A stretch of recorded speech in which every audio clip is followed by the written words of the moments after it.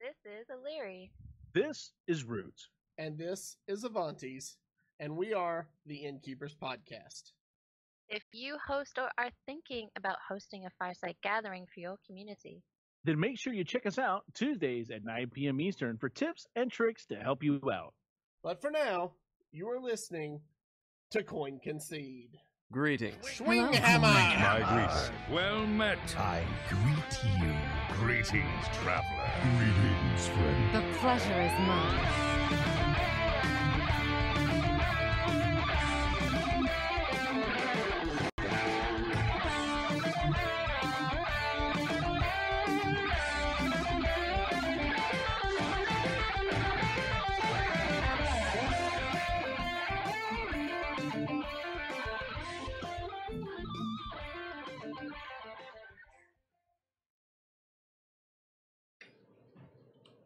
EF Hydralisk, I'm sorry to say you actually can't make dinner for your family. You have to stay and listen to the podcast.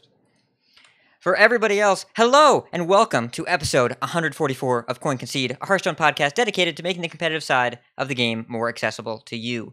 As always, I am live from Gadgets New York. It's me, RidiculousHat. And we have a fantastic show tonight. A show that will be explosive with its content. Botticus from Karazhan, California. How you feeling? Doing good. How are you, Hat? I'm alright. I'm pretty excited. I'm actually so full of news, I feel ready to... Did I already say explode? I made that joke already. I need Yeah, more. you did. I need more bomb synonyms. I feel like I'm ready to go nuclear? How about that? We can do that. So, also from the Mails from Louisiana, we have Appa. Appa, how are you, man? Boomsday. No! This is not a whisper name. There is no chance that's a whisper name. Anyways, I'm really good. I'm excited for this podcast. Because not only do we have spoilers and Boomsday stuff to talk about, we also have what I think is one of the more interesting Decksplanations segments we've had in a long time. So I'm excited for that. Yes. The show has everything except a guest, and that's okay, because the real guest here is Dr. Boom. And we missed him. I played a game against... no, we're not whispering this set. There's no way we can do that. And the listeners in chat right now are feeding us bomb synonyms for use later in the show, and you better be ready for that. Cool. Well, thanks, guys, for the warm welcome. Botticus, why don't you tell us how your ladder is going? So yesterday I hit Legend with Even Lock. I was mostly playing Malagos Druid because I had started out on Taunt Warrior and was doing really well, doing pretty well, but I would just lose to these nonsense decks. I kept playing against these decks, which in this meta, calling it a nonsense deck means it's way out there. Stuff like Odd Priest, and I was just tired of losing to nonsense, so I just played Malagos Druid, was doing really well, and towards the end, it felt like there was just... It wasn't lining up against what I wanted to play against, so I switched to Even Lock for 3 games, won 3 games, and hit Legend. And felt good. I have Oakland coming up. I have a bit more testing to do. Still have no idea exactly what decks I'm going to play, but I have an idea of kind of the direction I want to go. So spend the next 2 days, I guess, figuring out what I'm going to play and go from there. Hopefully Oakland goes well. Yeah, I hope so. It's been a little while, if I recall, since we've had an NA HCT event. When was the last one? Austin.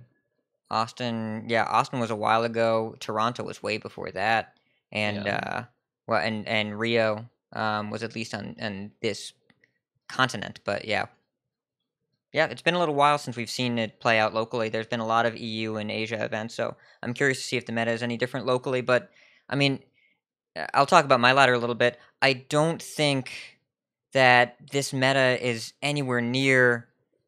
I don't even know if stable is the word. I think it's so diverse that anytime we queue up, we're just seeing a different slice of it. And it's not that the meta is shifting, it's that it's so diverse that you can't call what you're seeing the meta because there's so much more happening when you're not queuing up to other players and what you queue up the next day. Like I've seen everything, and I streaked up to rank 2 with like an 80% win rate with Cairn Egg Hunter. Obviously, why wouldn't you do that with Cairn Egg Hunter? I know Appa's been playing it too, but then the next day I played the same deck and faced completely different matchups and lost 5 in a row. And I've been bouncing between 2 and 4 like multiple times this season. Odd Rogue has been the deck that's been consistent for me because it's good against all warlocks, and that's like 25% of the meta right now. So I've been enjoying that. Paper Ninja has a build that instead of Mukla, it plays Sony Shadow Dancer, and it hasn't always been great, but every time it's gotten back a Fungal Mancer or a Vile Spine, I have won the game. Yep, that card seems very, very good in the right circumstances, and Yes. Odd Rogue seems like a better place for it, maybe even than Tempo Rogue back a few metas ago. Yeah, it seems like it can belong in there pretty good. But I also played a bit of Egg Hunter after I hit Legend and got to make a bunch of Savannah High mains, and that was sweet. You know who else wants to talk about that deck and was quoted earlier today saying, "I'm not lying"? That'd be one Appa HS. Yeah. Cubing Savannah High mains and play deading and Terror Scale Stalkering them is really nice. Yeah, on NA, I think I'm 17-4 with Egg Hunter. I'm not playing Cairn in it just because that wasn't in the original list that I tried, and I keep winning with the original list, so I'm not trying not to change stuff. But yeah, I've been playing a good bit of that on NA, and I kind of switched off of the deck, not because I'm running into any bad matchups or anything, but just because I want to play other things. So I'm playing some Odd Paladin right now because I actually haven't played that much with the deck. I know it's not as complex as some other decks, but I feel like I should probably just get games with it anyways because it is powerful and I want to learn it a little better. And then on EU, I'm rank 3 with Miracle Rogue, and I actually crafted Heal Zoo on Asia, but I'm a little gold short of crafting Prince Keliseth, so I had excuse me, I had enough gold for an arena, so I joined an arena, and now I'm getting pretty reasonable arena finishes, so hopefully I can grind out enough arena runs to give me enough dust for Prince Keliseth. And then after I get Keliseth, I'm going to stream, since I'm at rank 25 on Asia, I'm going to stream rank 25 to Legend probably next week, I think. Yeah, I actually want to comment because I hear this a lot about Odd Paladin being not the most complex deck, and I think it's maybe not the opposite, but you have so many micro decisions that you can make in that deck. I think that deck's actually really hard to do well with. Since you're making so many minions and you have to determine exactly how to trade each one of them, if to trade at all, and know exactly when to hero power, you have to know your opponent's deck really, really well and how they're capable of dealing with your minions. I think that deck doesn't get enough credit for how good its skill ceiling is, because I think a lot of people did really well with it last season, or maybe it was the season before that, in terms of getting high legend ladder finishes, and it's players who are really, really good at Hearthstone. So I think that it's underestimated just how complex that deck can actually be. I think that's the case with aggro decks in general. A lot of the time in Hearthstone is kind of community perception against them because of how the games play. From the aggro player side, you have less decisions to make overall, as opposed to playing long games with control or mid-range. So in any given game, you're going to have less decisions, but I think the decisions that you make are as impactful and important, or even more important than important decisions with control and slower decks, because one mistake can let you fall so far behind that you have no chance anymore. And these mistakes can be made on even turn 2 or 3.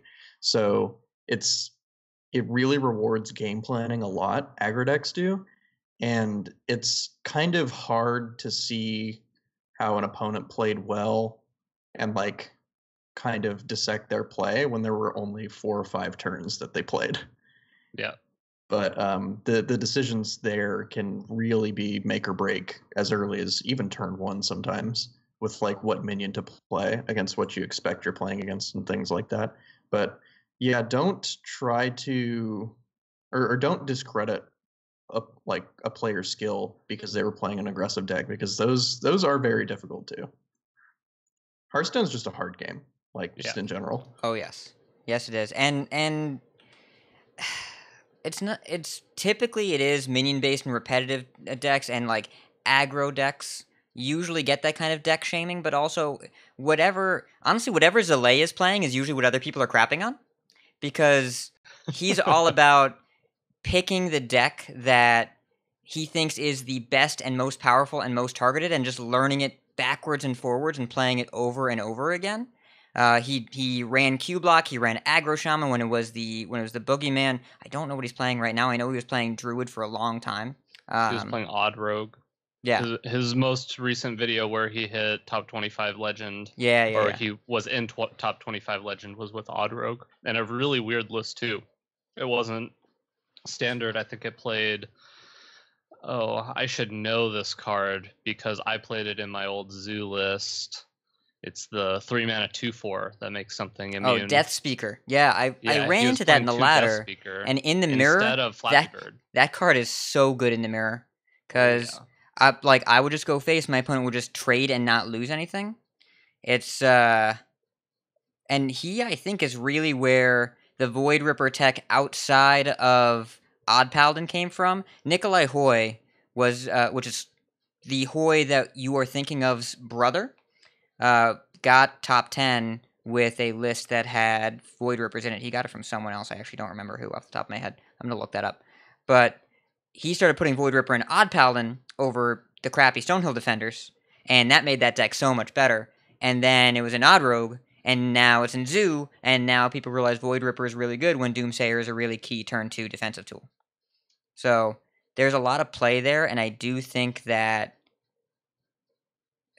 this is off track. It's okay. The point here is that there's a lot of deck shaming when it comes to a powerful strategy that seems simplistic.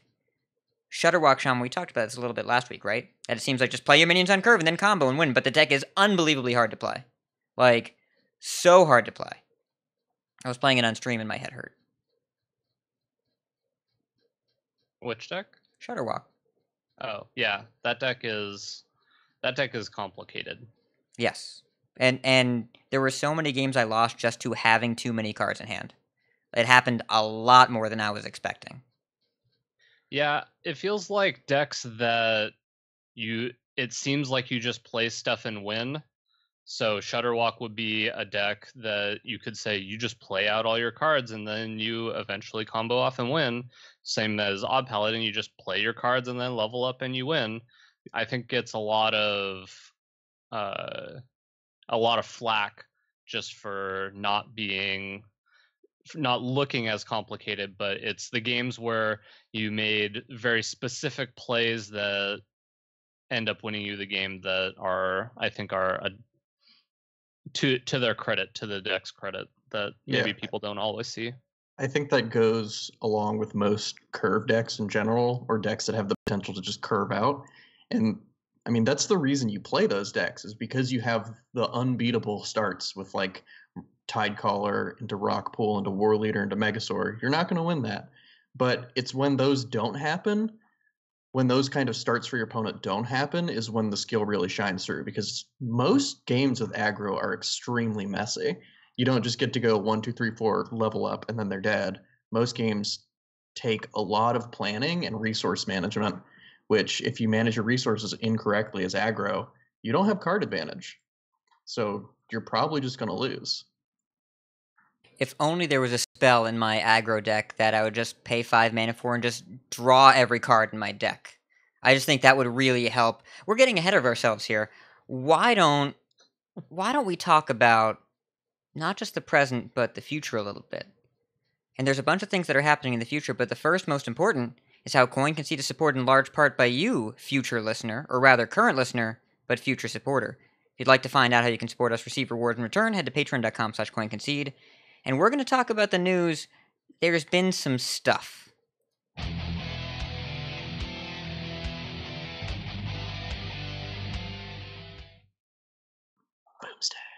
Boomsday. We're not I like whispering it. this. I don't. I'm into it now. I'm good. So, in case you've been living under a rock, the Boomsday Project has been announced, which is the new Hearthstone expansion. It is, as a lot of people guessed, based on Netherstorm near Area 52 in World of Warcraft, and also largely based around Dr. Boom.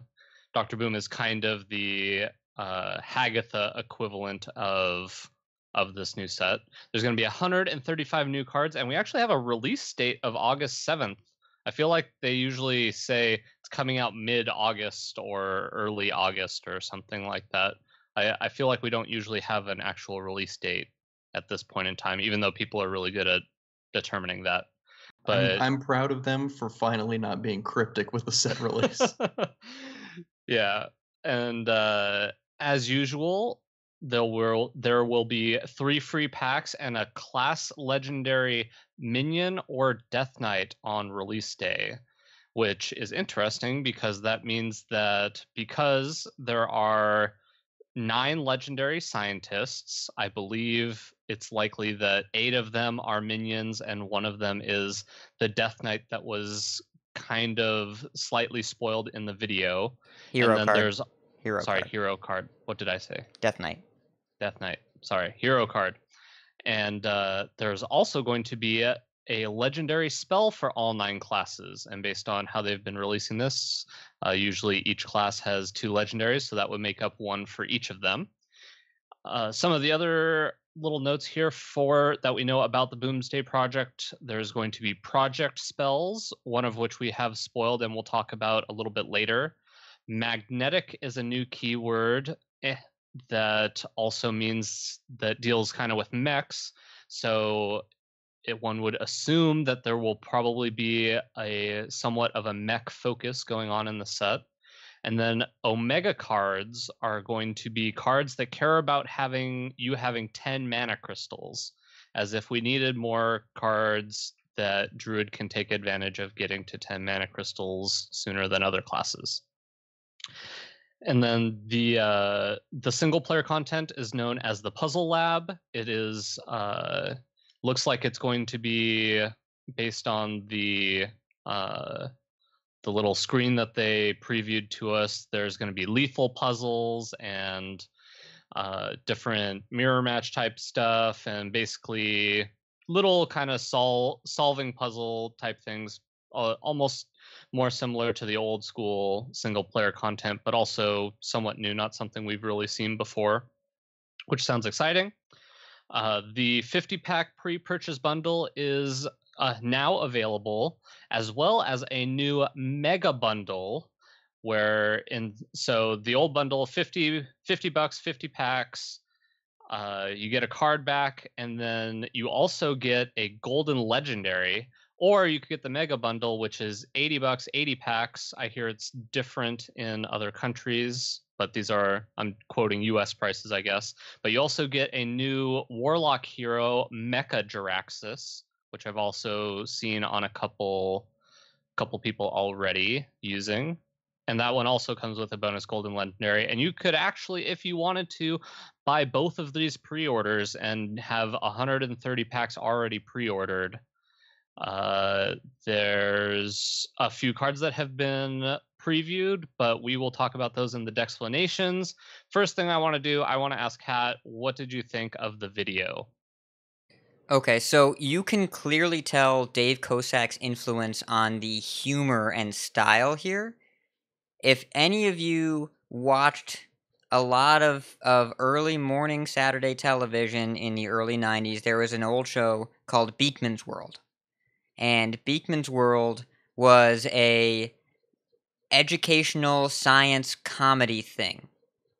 And I believe it stopped airing shortly before Appa was born. I'm not 100% sure on that timeline, but it's somewhere somewhere in that. There's a little bit of overlap there, maybe, but not a lot. And it's all about it's almost like a live action cartoon with a science and educational like vibe to it, and it was very, very similar to that super goofy, super cheesy. When people are calling it cringy, this is not cringy. This was 100% campy. And there's the Bill Nye comparison, or in chat we're getting Mr. Wizard as well. That was a little bit before my time, but I really enjoyed how light and how much fun they're having with it. Because we get those dark expansions usually as the second set. Whispers, I guess, was the first set. And Witchwood kind of had a more horror-based theme, even though it was a little bit on the, it was Hearthstone-ified. This is very much, take something you know in WoW, run it through the Hearthstone wacky machine, and come out on the other end with something brand new and have some fun with it. It was really great. Appa, what was your favorite part of this whole last couple days of the announcement and everything? What have you enjoyed the most out of it? Well, it's a little down in the show notes, but it was actually the Enter Boom Labs video that I watched just before this show. I like that one a lot. I really enjoy these campy, goofy videos and skits and stuff that they do, because they're obviously supposed to be cheesy, and I really enjoy the production quality that goes into it to make it so cheesy. I just really enjoy this kind of goofy feel, and I like how they don't take themselves too seriously. I don't know. It's kind of the spirit of Hearthstone for me, I guess, is the just kind of being goofy, but also having like serious undertones with like cards like Sylvanas or Dr. Boom and stuff like that. But they like Hat says, they put them through the Hearthstone wacky machine, which you would probably find in Boom Labs. Yep. Probably. And, if they were talking about old 90s television shows, they'd probably talk about Kablam. Bomb joke? Get it? You don't get it. It's fine. I'm going to mute my mic. So I'm pretty excited about this as well. I really enjoyed the YouTube video.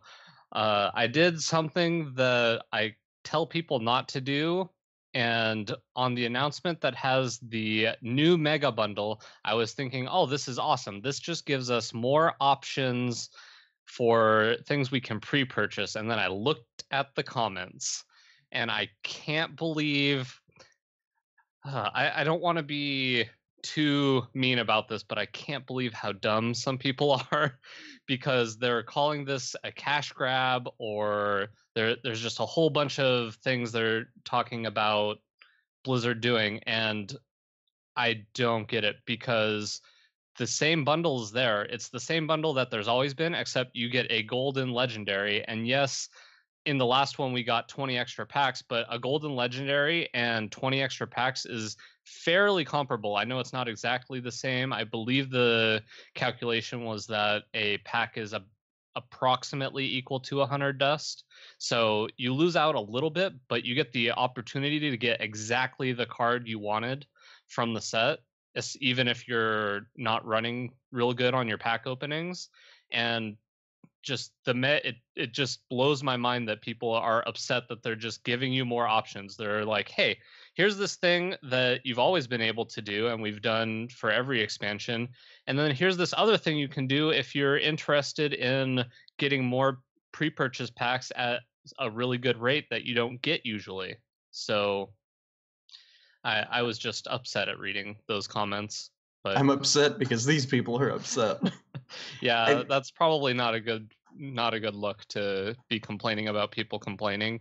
I think that I would assume that most people are not upset that there's a bigger purchase option for more packs. I think what they're upset about is the fact that the Mecha-Jaraxxus portrait is stapled to the more expensive one, and that's just how they incentivize you to buy it. Like, it doesn't do anything for gameplay at all. It's completely cosmetic.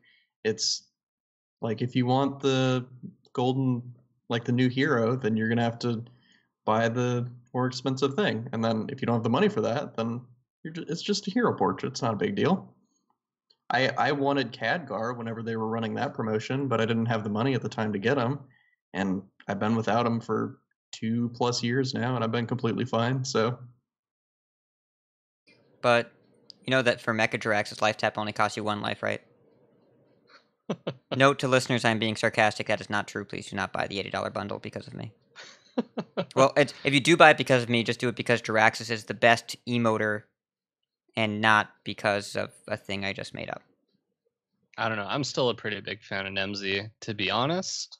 But I will probably buy the $80 pre-bundle or $80 mega bundle just because I think it's good value, and I would probably be buying an extra thing on top of it anyway. yeah, So, I really enjoy Nemzi, but I don't know. I just really like the feel of Mecha-Jaraxxus, like the art style and everything. It's kind of like Paladin for me. How we have Uther, we have Liadrin, and we have, I'm blanking. Who's the Arthas? third? Arthas. Arthas is my second favorite, and then Liadrin is my first favorite, and then I don't like Uther very much. But yeah, it's always hard for me to choose which Paladin hero to play, but I usually just go with Liadrin because I like her more. So I think that'll be kind of the case with the Warlock hero portraits, because I do like Nemzi, how she's just like sitting eating like a biscuit or whatever it is. I think that's awesome. But Mecha-Jaraxxus is just the sweetness, and I'm excited to get it. yeah. Are we So, missing anyway. alternate heroes in any of the classes now? I think we got all of No. them. I don't think so. Yes. The think we last have- one was Lunara, which was the only. Yeah. I think Druid was the only one that didn't have an alternate. Yeah. Warrior and Hunter still only have the $10 ones, and it's been a little while in those. But yeah, I think yeah, we have it for all of them now. That's good. Y'all should play Illyria if you have her, because she's way better than Rexar. She's when you play Deadly Shot, she says right between the eyes, and it's awesome. And also, I think they've probably recognized the importance of having a new hero being great for the game, because they keep printing. After the Death Knights were so successful, they made it a card type they're going to do. I think we can probably expect it every expansion. So Yeah, I mentioned this in the spoiler chat room in Discord that it feels like I actually mentioned this right when they previewed Hagatha, is that it seems like hero cards are going to be the new planeswalkers of Hearthstone, which planeswalkers, for those of you who don't know, are a thing that was added much, much later to Magic the Gathering. It was essentially a new card type that was added, and they added one for all of the colors, which they did. They added one for each of the classes, and then after that, they would have one or two in each set after that. It didn't necessarily have to have one for each color. So now I expect at least 1 to 2 to come out for each of the upcoming sets. It just makes sense that it allows for a lot of design room and allows them to really kind of tweak with the different heroes and different potential hero powers. I know that there are some pros that really don't like the idea of these hero cards in Hearthstone, because there's such a big disparity to playing with your hero card versus not.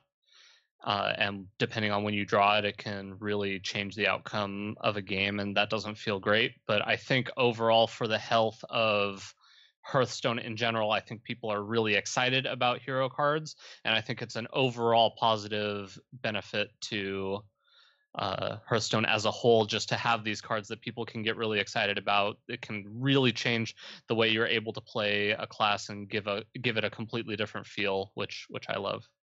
Yeah, I enjoy the complexity that the hero cards bring. Like you were saying, there are some pros that don't like the direction that Hearthstone's going with really powerful cards. Like we've seen cards like Reno, Prince Keliseth, hero cards that when you draw them, they're so impactful that they can completely warp the game around them. But I would argue that makes Hearthstone even more interesting and complex. Like, sure, there are some games that are decided by like the big spell mage mirror, who draws Jaina first, has a huge advantage. But I think that those kind of games are worth having more interesting interactions and more powerful cards available to us, that I'm okay with losing some percentage of the time because my opponent played one of these very powerful cards and I didn't get one of mine. So I'm okay with the direction that this is going. And like in Magic, a lot of people said that kind of thing about Planeswalkers too, but they've just added even more depth and complexity to the game that didn't exist before. Like, would we rather play with Frostlich Jainas and Kazakus and Reno, or would we rather everything be so non-complex that we're just slamming Chillwind Yetis into each other again? Because I feel like I would rather be in the metagame where everything's very powerful instead of where everything's very, very weak and we're playing with kind of underpowered, non-interesting, non-complex cards. Well, and we're talking about there's always going to be a card in the mirror that is better when you draw it first. Like, that's how mirrors work. And historically, mirrors in Hearthstone are usually not the most fun to play. And I can think of a couple that were really skill intensive. Freeze Mage, Raza Priest had its moments. The old mid-range combo druid back in the day, the token druid mirror is obviously very interesting. But when you get into things like the pre-combo Dragon Priest mirror, all you're doing is Yeti bumping. That's all you're doing. Just 4/5s running another 4/5s and just like, man, isn't this fun? So there's going to be some variance there just because when the strategies are identical and the game plans are identical, it comes down to not just execution, but order of cards. I'd rather have a swingy 9-drops than swingy 2-drops every single time. And I think a lot of what players... I don't know the quote. I don't want to speak out of turn and misquote someone and then build an argument against it. But it might just be that the power level of Death Knights originally, in context, was not balanced. Malfurion and Anduin were way too good when they first came out. Malfurion is still kind of on the verge. Right, it's on the line there. But luckily he makes peace, so Hadronox takes over. But you look at Hagatha. Hagatha is not dominating the meta. It's good, and it's fun, and it's interesting, but it's not overwhelming anybody. And I don't know what Dr. Boom as a warrior hero card is going to be, but I am looking forward to the design there, and it's having different hero options is really cool and fun. Like, there's a lot of tension right now in Taunt Warrior, where you want to play both Garrosh and the Quest, and you can't sequence those one way and you can the other way, unless those rare games where you have to get rid of rag shots to survive. And I think that's a really interesting and tense choice that I'd really rather have in the game than not, because it makes the late game just as interesting as the early game. Also, get rid of rag shots and deal 4 remaining damage to your opponent to kill them. Yes, right? That's also a good one. You can do stuff like that. I don't know. I'm really excited about both the increasing development of hero cards and just the vibe they got with this set. Every single card they revealed is just like wacky and really clear about the direction of the set. If you look back at Knights of the Frozen Throne, they started with Ticking Abomination and Rexar. And you look back, like, Rexar I kind of get in retrospect, but I would have started with Uther every single time as a card with a crazy effect that looks insane, even though it's not actually that good. And I would start with, there are so many cards in KFT that you can cover. Like, Ticking Abomination was not bad as demonstration of the set, but it's a bad card.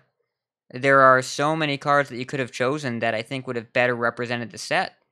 And, you know, obviously they're not going to bring out Bone Mare right away because it just looks ridiculous, but some kind of flavorful epic that demonstrates what the flavor of the set is going to be. You look at all of these cards in Boomsday that we haven't even talked about yet, so we're teasing you, listener. I'm sorry if you depend on us for your card reveals. I know we're teasing you, but all of them point towards this mad scientist feel of I'm doing something crazy and I don't know what's going to happen, and it's really fun to watch.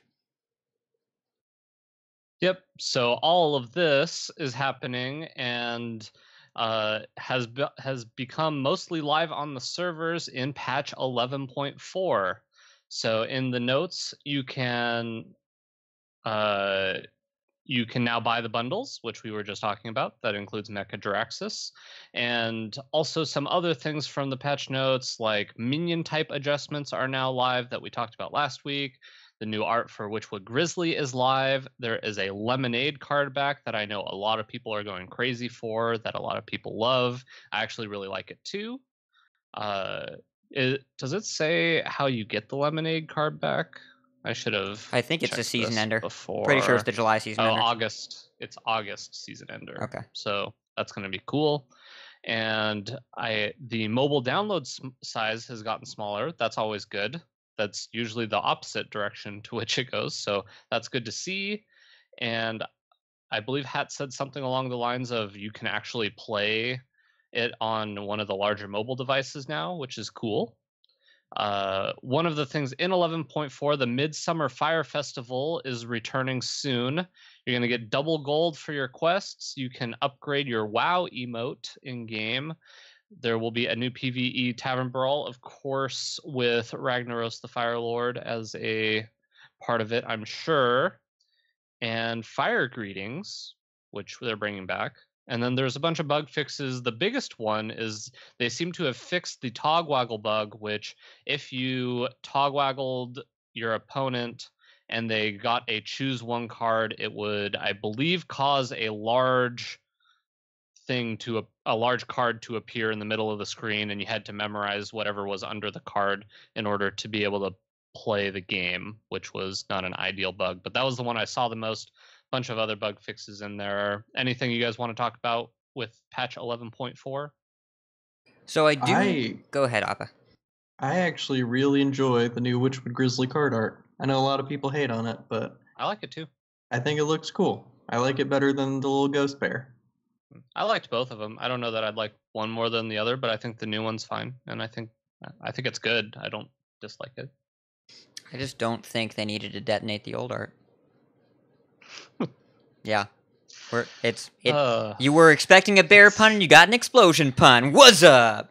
I do want to talk about some weirdness with, it's not 11.4 specifically, but the pricing of the bundles. In foreign currencies, it gets weird. In that in Britain and Canada, we actually asked some listeners, Britain and Canada, the $80 bundle is cheaper per pack by a little bit. In Japan, it's more expensive per pack. And I think in Australia, it's a little bit more expensive per pack too. In the US, it's 1 for 1, right? Basically, it's $1 one pack. But it varies a little bit based on which country you're in different directions. It's not a consistent direction. And that seems strange to me. I know exchange rates are different, and maybe that's the culprit here. But the players I'm talking to in Japan have to pay an extra 200 yen just to get the bigger bundle, right? They pay more to get more, but like more by percentage basis, not just more in flat yen. Whereas if you're in Canada or Great Britain, you get a discount on the $80 bundle, or the 80-pack bundle. Just seems bizarre to me that they're moving in different directions and not super friendly to some countries randomly. Usually, isn't it? It just is more for people. I haven't heard it being less before. Usually, it just kind of screws over some people because it's more. I feel like. Well, I'm not comparing these with U.S. dollars. I'm comparing these on price per pack in local currency. Okay. So the exchange rate from U.S. dollars to not U.S. dollars from a U.S. company, and I know we talked about this quite some time ago when they initially increased pack prices for all foreign countries. It's still probably a pretty unpleasant conversion.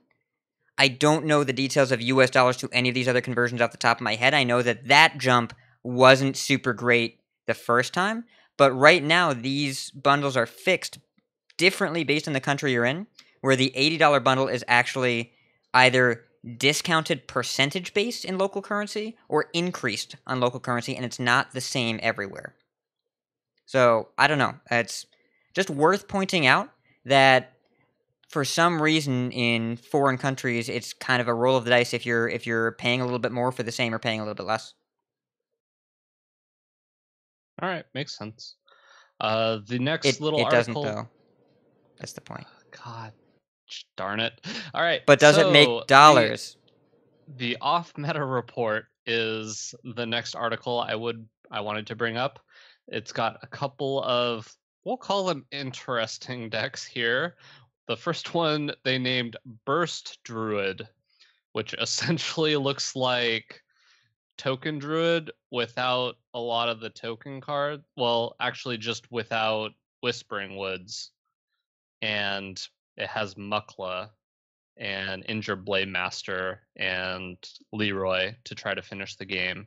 So almost, I don't know what you would call this. I guess Burst Druid works, but either way, that is an option for you if you're looking for different decks to ladder with, as well as Miracle Priest, which looks very similar to a priest deck that everybody seems to want to ask Hat about, except it doesn't have Dragon Soul in it. Misplay. Which is a little disappointing. And only one Vivid Nightmare, which also seems not ideal. And then the last one is another Odd Warrior deck, which they've had Odd Warrior on the off meta report before. I feel like they had it on recently, so it's kind of interesting. I don't know if they just ran out of different decks, which is weird because there's so many decks in the meta right now, or just that this was a deck that had a really good win rate, so they put it on here. It's playing 2 Ironhides. That's kind of different. And a Big Game Hunter, not a card we've seen in a long time. But I don't know, do you guys have any of these decks that you would suggest anybody to try out if they're looking for something slightly different to do on ladder? What do you think, Appa? I mean, Odd Warrior is sweet. I enjoy Tank Up. Tank Up's nice. I've played against Odd Warrior a couple times. It's a pain in the butt for certain decks to try to beat. Yeah, the problem is its matchups are just horrendously polarized. Like, if you queue up into a Shaman and Gen does not trigger, you have lost. I think that matchup's like 15% or something. Yeah. Yeah, that's Shutterwalk. You normally don't just play your cards and win. In that matchup, you kind of do. Like, your only job in that matchup is make sure you have room in your hand for a bunch of 1-mana Shutterwalks. Yeah, the Odd Warrior I like as a deck a lot. I think it's really powerful and it has game against a lot of things. And Fury Hunter, he took it to first place at an HCT event a little while ago. And I mean, it's good in a tournament environment if you can kind of pin down what you're going to play against, but it has a really bad time against combo. Well, and we are counting Token Druid as combo in this example, I think. Like, yeah, it can get weird with this deck because it doesn't have Warpath, but you have Whirlwinds and Flurries and Brawls. You kind of have to wait for them to do the go wide turn, and then you have to have 2 clears. But, I mean, you can deal with it, but it can get a little awkward because you do require 2 pieces to answer. yeah, it's not quite the same as having Warrior Defile and Warrior Swipe as a weapon. Those are some real good cards. Yeah, also with this deck, though, you could just armor a lot and make it somewhat hard for them to do a full combo and actually kill you, it seems like. And then I guess you just make it to the late game where they do their 2 big boards and you brawl, armor up, or brawl, Reckless Flurry, armor up, whatever order to clear them. Probably works for the most part in that matchup, maybe. Yeah. All I'm thinking about is this Burst Druid. It looks like someone took Token Druid and took it all the slow cards, and it's Made just it more bursty. Well, like you're gonna be doing nothing as the Druid, and your opponent's not gonna be sure what to do, and then you're just gonna be like, boom goes the dynamite. Yeah, I didn't know what Burst Druid was until I looked at the show notes before the show. I'm not going to repeat what I said because it's not podcast friendly, but I was very confused. Yeah. I mean, you get to Oaken Summons into Mukla sometimes, so that's good. Kinda sweet. So the next thing we have in the show notes is a YouTube video with Enter Boom Labs. I know Appa mentioned this a little bit earlier. This is going to be part 1. It looks like a short animated series type thing where they actually previewed the Mage Legendary, which I was not expecting to be getting more more previews this early. It feels like previews come a bit later. So Appa, why don't you tell me a little bit more about the video since you enjoyed it so much? Well, I mean, it showed. Was that Dave Kosak? Was that the character? No, the He got character. cart- The character in you're talking about the animated one, right? The raunchy animation one. Yeah. Yeah, that was Levi the intern, who is not a. We don't know him as a Hearthstone personality other than being Levi the intern. Oh, Gotcha. Yes, he's the one that fought dressed up as Deathwing in the reveal video. Oh, gotcha. Yes. But yeah, he basically gets cartoonized, and then he goes to Boom Labs, and the angry chicken Peter Whalen is there because he's literally now just a chicken. It's canon. Peter's a chicken. But yeah, he basically goes in the lab, and they have like some silly jokes and stuff, and Stargazer Luna's there, and they just kind of reveal her and leave it at that. So I'm waiting for the next little episode. I would love if they do like just little cartoons and just reveal a card each time. I think that would be great because I enjoyed the just silly jokes and corny stuff. Yeah, and Raunchy Animation, the guy that drew this, he actually has been. I think Blizzard is officially contracting now. He actually did one of these for One Night in Karazhan, and before that, he was the one that made. I think the first one was Thrall versus Rexxar, was the first video that he animated, and it was hilarious. And then he did Jaina versus Gul'dan, and he made a bunch of animated videos making fun of current meta Hearthstone matchups. They've all been amazing. Then Blizzard brought him on, so I agree. I really hope they do more of these, and it looks like this is going to be a mini series, so I'm sure we will see more soon. Yeah, generally, if it says part 1, there's probably going to be a part 2. You know what, Botticus? You know what? I can feel my fuse shortening. Oh God, it's never gonna end, is it? No. So the next portion I wanted to go over real quick is the top Hearthstone players for June 2018. A couple friends of the show here, so shout out to Papa Jason for finishing 132, Nicolias finishing number 170, and Blister Guy finishing 147 in Wild. And then I saw 2 things on here that kind of blew my mind. Zalay, well, I guess one really blew my mind, was Zalay finished rank 22 in Standard and rank 9 in Wild. Excuse me? In his combined finish in 2 formats is 31. Yeah. Like 31 between That's 2 not ladders. even top 25. That's you're right, but that's dumb. So Zalay was just like, oh, well, cuz I'm gonna just get 2 high finishes. Same, and that's not to say he didn't even finish high on another server too. I've only been checking the NA server. If you have a high finish on another server and you want me to check it, please let me know. If I missed you, I apologize. Please let me know.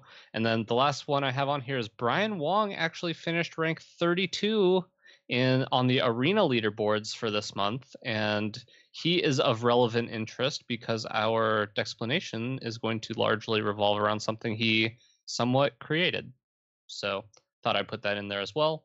Congratulations to everybody who did well in June of 2018.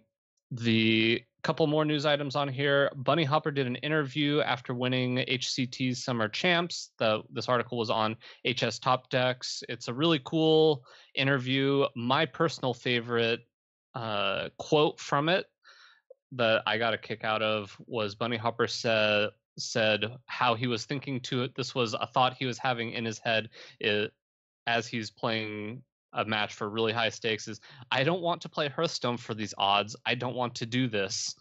And then he thought in his head, well, this is pretty much exactly why I'm doing this, so I should stop being stupid.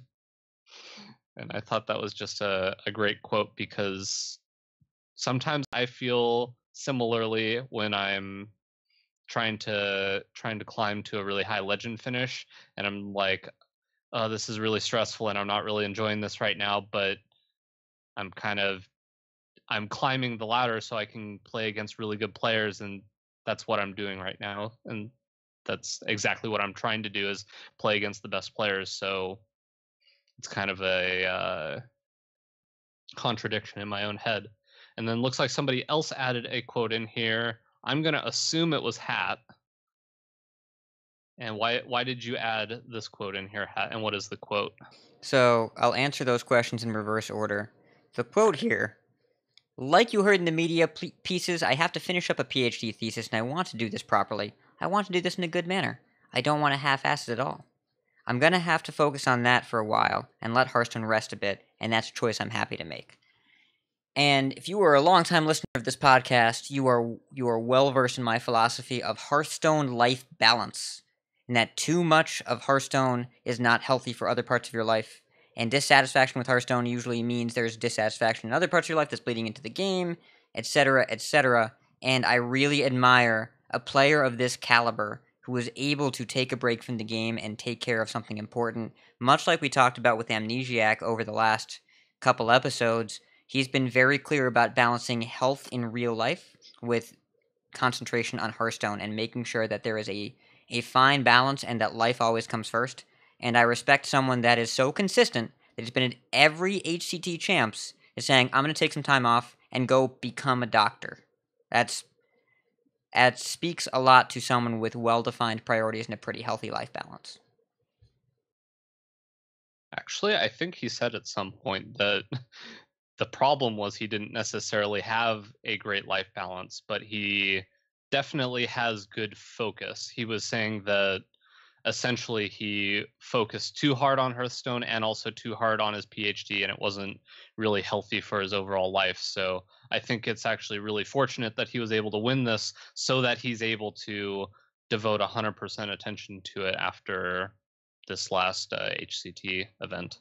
But yeah. Yes, I totally agree with you. I mean, if nothing else, to thine own self be true, if you know you can only do one thing at a time, and if his attention was going to be split, that wasn't going to work out. So, I mean, there was some fortune involved, right? He top-decked the Ooze and got rid of the Skull of Minaria on turn 5, even though he lost that game, oddly enough.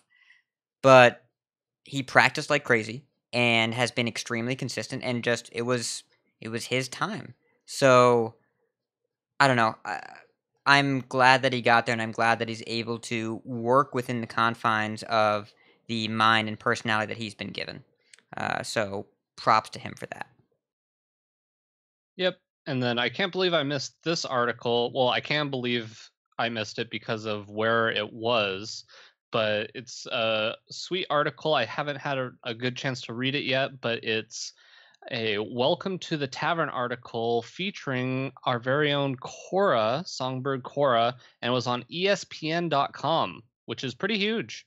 It looks like it kind of gets into how she got started in the whole Hearthstone scene, doing announcing and casting for Hearthstone tours. So I'll definitely be checking this out later. Hat is the one that brought it up to my attention. I don't know if you had a chance to read the whole thing before the cast.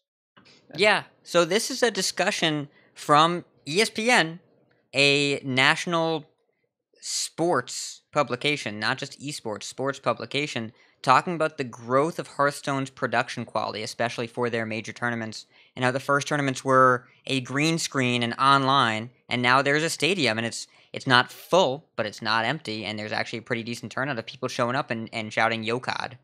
You know, it's a wonderful thing to see the game being taken more seriously, and as you can tell, production quality is not perfect, especially when it's run by a third party, and especially when it's HCT Italy, but in many cases, we've really seen some tremendous growth of the quality of the productions, and I think if you go back and watch the HCT Summer Championships, the dedicated host role that Cora played was surprisingly important.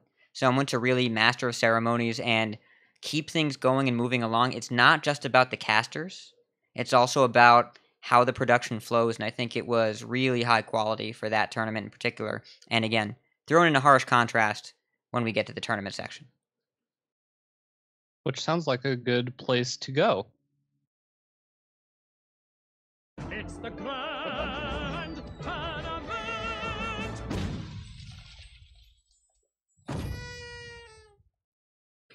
Okay, so patrons and live listeners, before we go any further, Appa linked in the Twitch chat and says, WTF is this?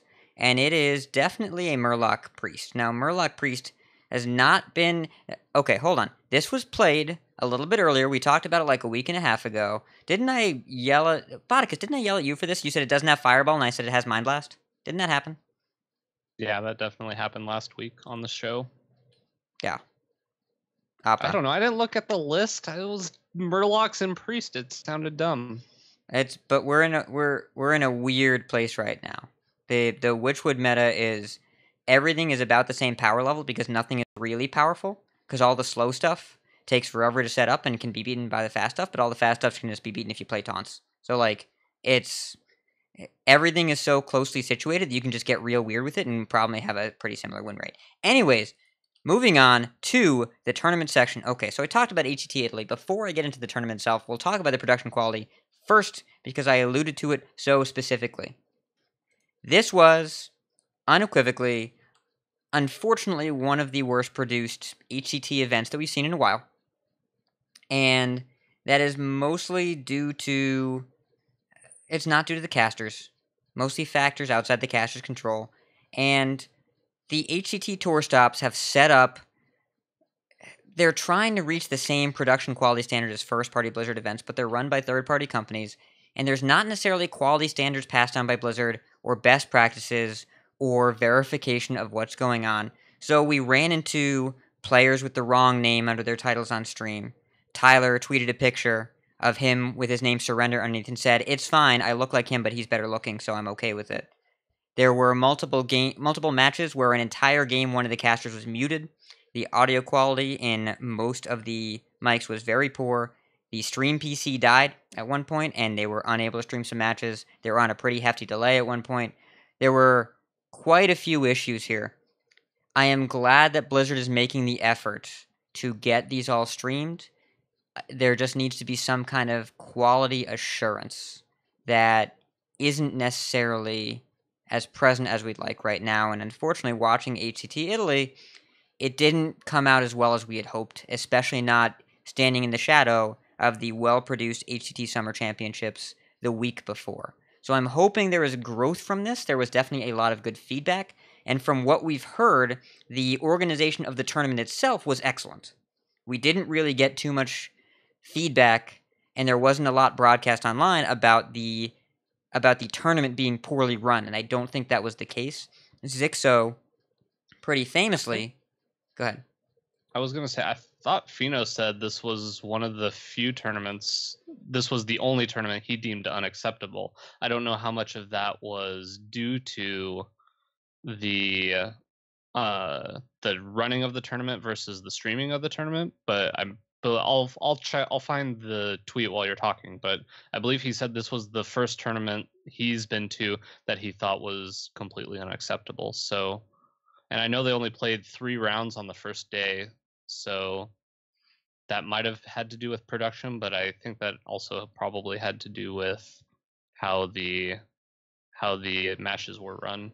Because if it was... I think the problem that the players there had was usually at DreamHack and those kind of tour stops, they'll stream one match and they'll have a backup match going at the same time. So if the first match finishes, if the second match is still playing, they can just move them onto the stream so you have something to watch. And I think what they did here was they played one match and made the other match wait until that was over. And then they played that one. So they basically doubled the length of the round, essentially, because you have to wait till everybody's finished. So people were upset about that. I think I remember Zixo talking about that, or somebody tweeted about that, and I'm pretty sure that's how they did it for the first day, which is why it took so long. And I think the venue also just didn't have AC.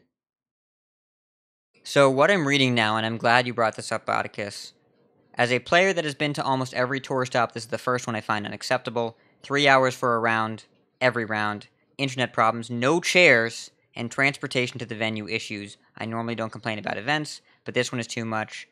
Hoping for improvement. And Orange agreed 100%. Yeah, they were on benches instead of chairs, so if anybody was moving on the bench, the whole bench felt it. in the middle of the games. Yeah, it's I don't know.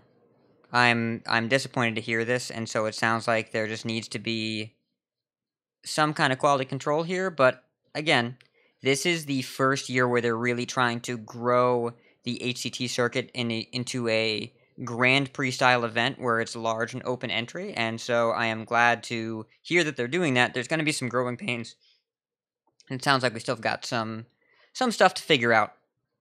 But hey, let's talk about the tournament. Let's talk about the tournament itself. So, do either of you know this player? His name is Hunterace. Have you heard of him?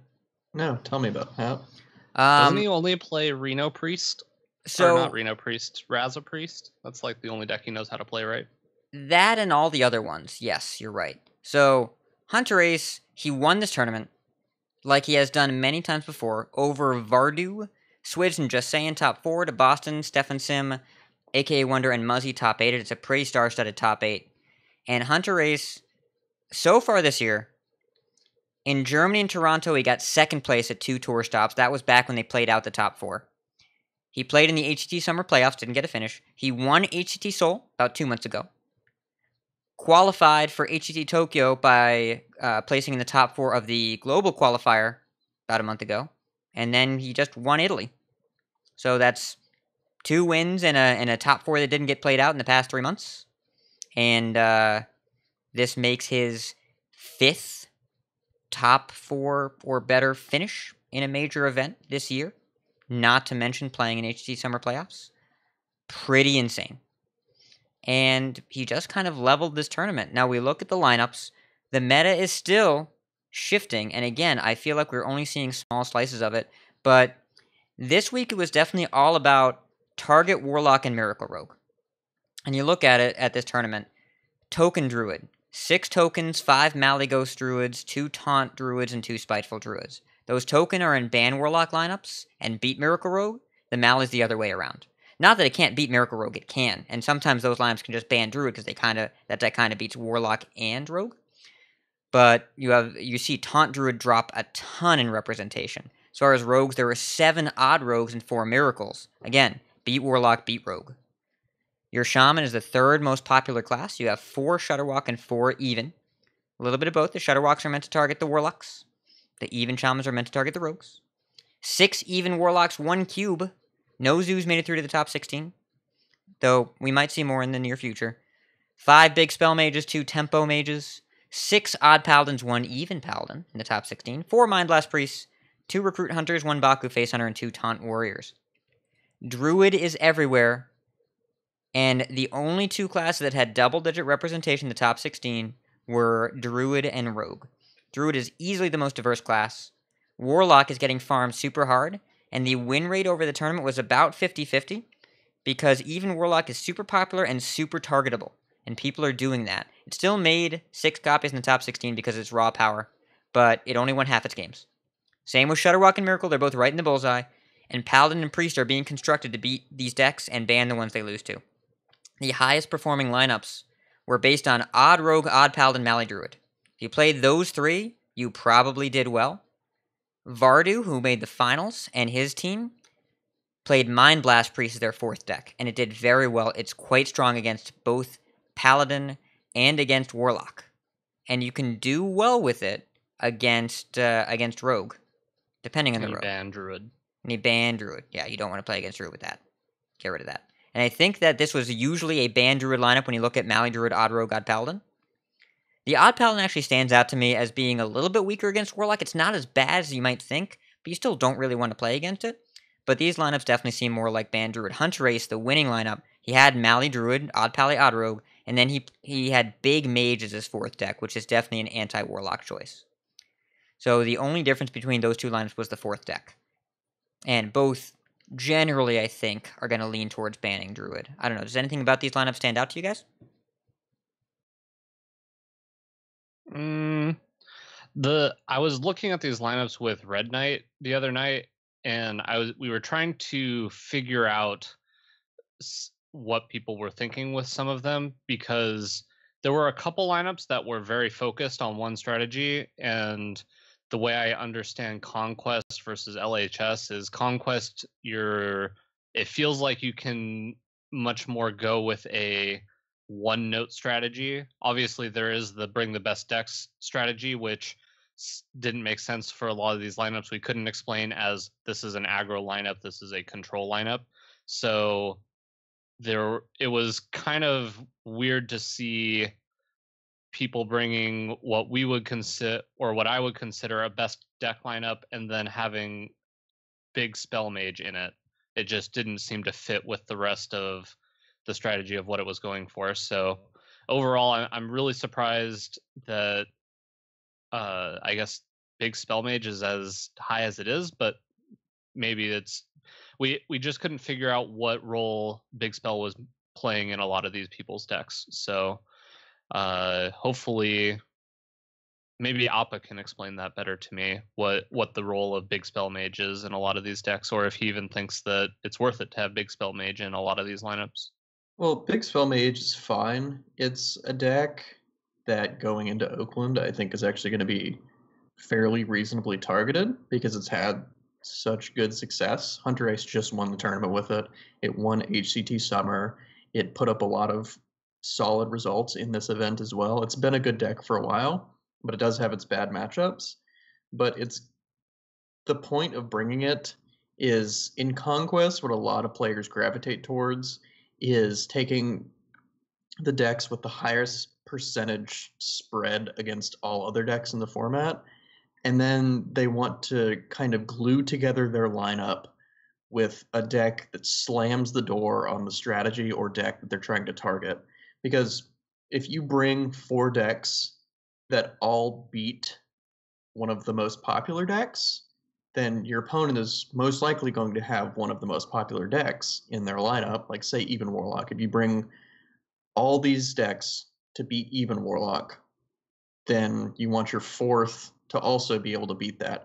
Because if you play decks that beat them, then it's likely that you'll just 3-0 them if they queue up Warlock or something. Or if they beat you twice and their last deck is Even Warlock, then you have a pretty reasonable chance of, like, in each of the games beating them. So it really kind of depends on what you expect to play against. And for Big Spell Mage, it's like Warlock and Odd Rogue and even Miracle Rogue. It's just there to kind of shut the door on certain strategies. Whereas in Last Hero Standing, you need to bring like the best decks with the best like draw potential, like the best nut draws basically in the early game, or you need to bring a lineup of solid picks and counter picks to what your opponents would have, and that's where it gets a little more complicated. But in Conquest, their 4th decks are mostly can really tell you what they're trying to target. Okay, that makes sense. Yes. I agree. So, it's important to note, the most played rare in the format, Serenite Chain Gang. The most played legendary in the format, by far, the Lich King. And the top epic, Skulking Geist. Weird. People got tired of getting Hadronoxed. Yes, it's Yeah. really...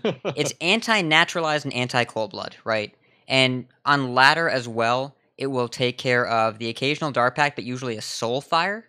And it will take care of all of Hunter's activators, every single one. You get rid of the Playdeads and the Hunter's Marks, and it's just and the trackings, and it's a sad time for the Hunter. So, Skulking Geist is where it's at right now. Not to mention that the Black Knight was actually still occurring in decent numbers, because when the most played legendary in the form is the Lich King, and you have 6 mana kill target Lich King and make a 4/5, that's pretty solid. Bro, what year is this? Like, I don't know. We got Control Mage, we got Zoo, we got pretty much literal Handlock, we got Ramp Druid. Like, what is this? We're playing with Black Knight again? Are we going to see Chillwind Yeti win the event next weekend? Don't bet against it. That's all I'm saying. I wanted to ask about Geist and get both of your opinions on it, because it feels like if Geist is the top epic, it feels like not a lot of people are therefore banning Druid. It feels like that is the biggest reason to have Geist in a lot of these lineups is if you're planning on not banning Druid, because if you ban Druid, yes, it has its uses in other matchups, but I feel like its usefulness goes down considerably unless you're leaving up Druid. Yeah, I definitely think it's there for strategies that are looking to beat Druid. If they expect to play against Q block as well, it has applications against Miracle Rogue, but that's not really what it's there for, or Miracle or Odd Rogue. Yeah, so I was thinking it has its uses against Odd Rogue and Miracle Rogue because getting rid of the Cold Bloods, and technically against Zoo because you get rid of the Soul Fires, but I don't know that it's worth putting that card in the deck specifically for those answers. And to me, it really only made sense if you were using it against Druids. And I'm trying to figure out if there's a way where you could just ban Druid. That's what I would like to know. If you can just ban Druid and then not have to play Geist in multiple of your decks, if that's even worth it. But that was just a side thought that I had. Yeah, I'm sure you definitely could build a lineup that way. I just think it also kind of has to do with the nature of epics. I don't think there's all that many really fantastic epics, I think, right now in Standard. All I can think of really is like Void Ripper and Skulking Geist as really popular ones. Doomsayer. Yeah, Doomsayer as well. But Yep. I think probably like legendaries and rares are I think more there impactful. are a lot of epics, but they are mostly class epics. Yeah, so Yes. I think it being a neutral epic that's good in a generally accepted okay way to approach conquest is what gives it such high numbers in representation. Yeah, it's important to note that the top two players, Hunter-Ace and Vardu, the only place you found Skulking Geist was in their fourth deck. Because obviously Malygos Druid is not going to play it, and obviously Odd Paladin and Odd Rogue aren't going to put a 6-mana card in their decks. So there was only one deck that could fit in Skulking Geist, Big Spell Mage, or Control, or Mind Blast Priest. And those decks can be a little bit more vulnerable to the Cold Bloods. So if you're leaving up Rogue, I think there's actually a pretty decent amount of value there. And they may be banning Warlock on rare occasions. I don't think so, but if it's Q block, you might ban Warlock and leave up Druid depending on the Druid, especially if it's token Druid. So I could see an argument there. It's a niche card with decent application in decks that are weak to specific strategies, and so I think you're seeing Geist mostly in the weaker decks in the finalists, and then a lot of the other lineups they may not be banning Druid. So I don't know. It worked out in that it was in 13 of the 64 decks in the top 16, alongside UI and Branching Paths. So yeah, those cards are also good. All right. Well, let's talk about some games to watch, and there are a couple of good ones. One with the Mali Druid, but we're not going to start with that game. We're going to start with Gara versus Amnesiac. And again, Appa, what year is it? Gara versus Amnesiac? Is this HCT 2015? I don't know what's going on. And Gara, for those of you that don't know, was a renowned Shaman player back before Shaman was relevant. He was a Shaman player back in the turn 1 Coin Flame Tongue, turn 2 Hero Power, or the other way around. Turn 1 Hero Power. Back when Shaman was a different kind of deck. And he's on Value Town, and Amnesiac is Amnesiac. So, if you don't know who he is, he started off playing the game when he was 15, 16 years old, and it continues to excel at a very high level. And this matchup is Amnesiac's Even Warlock versus Gara's Big Spell Mage. And that's matchup where you don't usually want to be the Even Warlock, because they have a lot of pinpoint removal and a lot of wide removal and blizzards and doomsayers, and it's just not good time for you as an Even Warlock, because their game plan generally beats yours. But Amnesiac is one of those players that can turn conventional logic on its head. So, Amnesiac is playing the Even Warlock. Turn 10. He's at 16. He's faced 2 Polymorphs and a Voodoo Doll already. And Gara's on 25. And Gara just plays Jaina. And Amnesiac goes for a wider board. He's got a Dread Infernal. He's got a Vulgar Homunculus. He's got a Hooked Reaver. Meteor comes down, kills the Hooked Reaver. And the ping takes out the Vulgar Homunculus. And there's a Water Elemental. And it looks really not great. But Gara's hand is light on removal. It doesn't actually have a Dragon's Fury or a Blizzard or a Flame Strike or the second Meteor or the second Voodoo Doll. He doesn't have anything beyond a Lich King and a Dragon Caller Alana and a couple of smaller minions that don't actually matter. I think he has a Phantom Militia that he got off a Stonehill Defender. So Amnesiac makes the call. He says, listen, I'm not going to win if my opponent has a ton of removal. It's never going to happen. So what I need to do is just go all in right now. I'm going to play this Gul'dan and get back a 6/6, 4/4, and 2 2/4s, and I'm just going to push. And he makes a little push the next turn. Gara plays out the Phantom Militia, and Amnesiac manages to remove 5 minions of Gara's, attack for 10, Hellfire, and bring Gara from 19 to 6 and play a Doomsayer against 5 minions. And Gara has to just go Arcane Artificer Flame Strike, gain 7 armor, go, do nothing, just to survive. Argent Commander comes down, hits Gara in the face, there's a second Hellfire waiting, there's the Hero Power waiting, and Gara decides just to concede to save the time because he was guaranteed dead the next turn. It was really impressive to watch how quickly the game plan got flipped on its head. Amnesiac identified, I'm not going to win if it happens this way, so I have to play as though he doesn't have it, and he was right.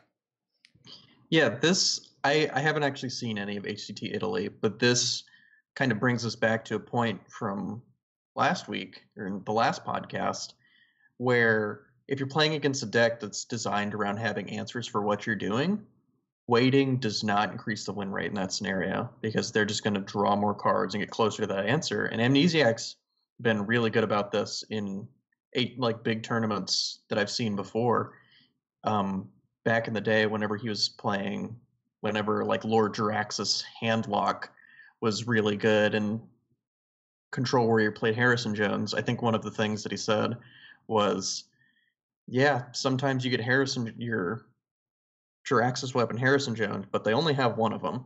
So what he means there is you just kind of have to jam threats against bad matchups sometimes like this and force them to have the answer, because a lot of the time they will, but you increase your win percentage way, way more whenever you just jam the answer and then kind of overload their removal, if that makes sense. And that seems like what he did here is you just kind of ask the question over and over again until they can't have the answer anymore.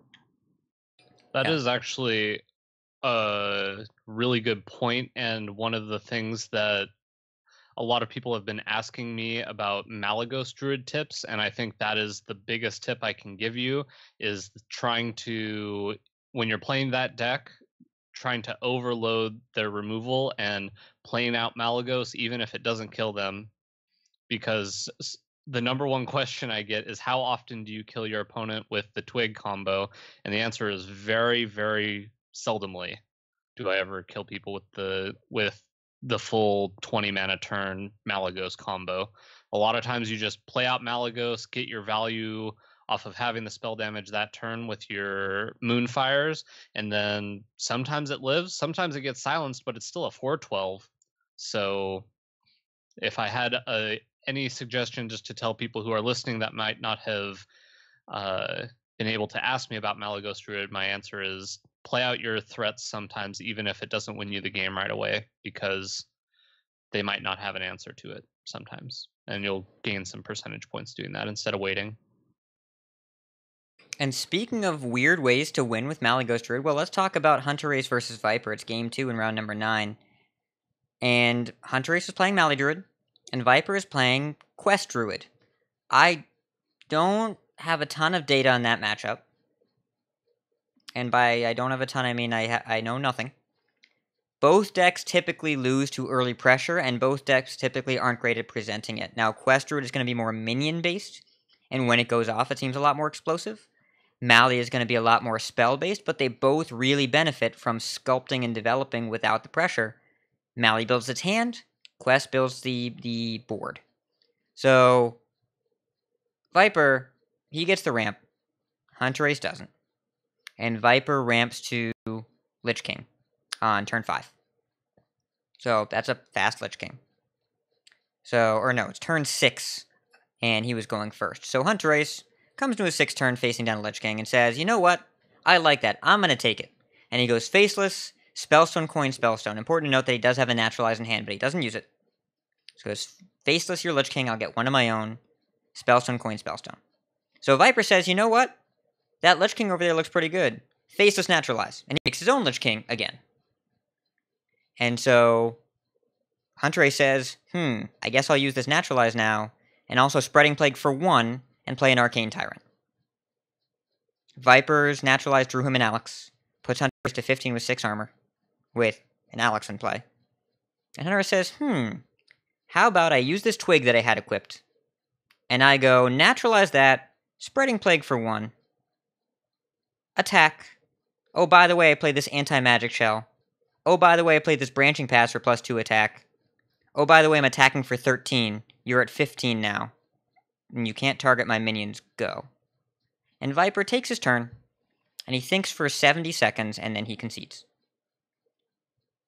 Malygos Druid? Or kind of Token Druid, and that's good enough? You tell me. So... Yeah, decks with Spreading Plague and Branching Path can kind of just be Token Druid sometimes. And this was where the first Spreading Plague was 6 mana, make a 1/5 taunt, and get a free 4/4. And the second Spreading Plague was actually just 6 mana, get a 1/5 taunt. But just to use the Twig that aggressively, to enable a turn where you're just buffing minions in a Malygos deck, really goes to show the power of having a flexible game plan. And Hunter Ace was on a previous Game to Watch with this very deck, not that long ago, where we saw him use the Facelesses aggressively, not as part of the combo, but just to enable an alternate win condition. This was his tournament to win, and he demonstrated it very clearly in this game by just... It's not that you're coming up with an alternate game plan, it's that all of your game plans are alternate game plans, because Mally Druid is one of the most flexible decks in the game.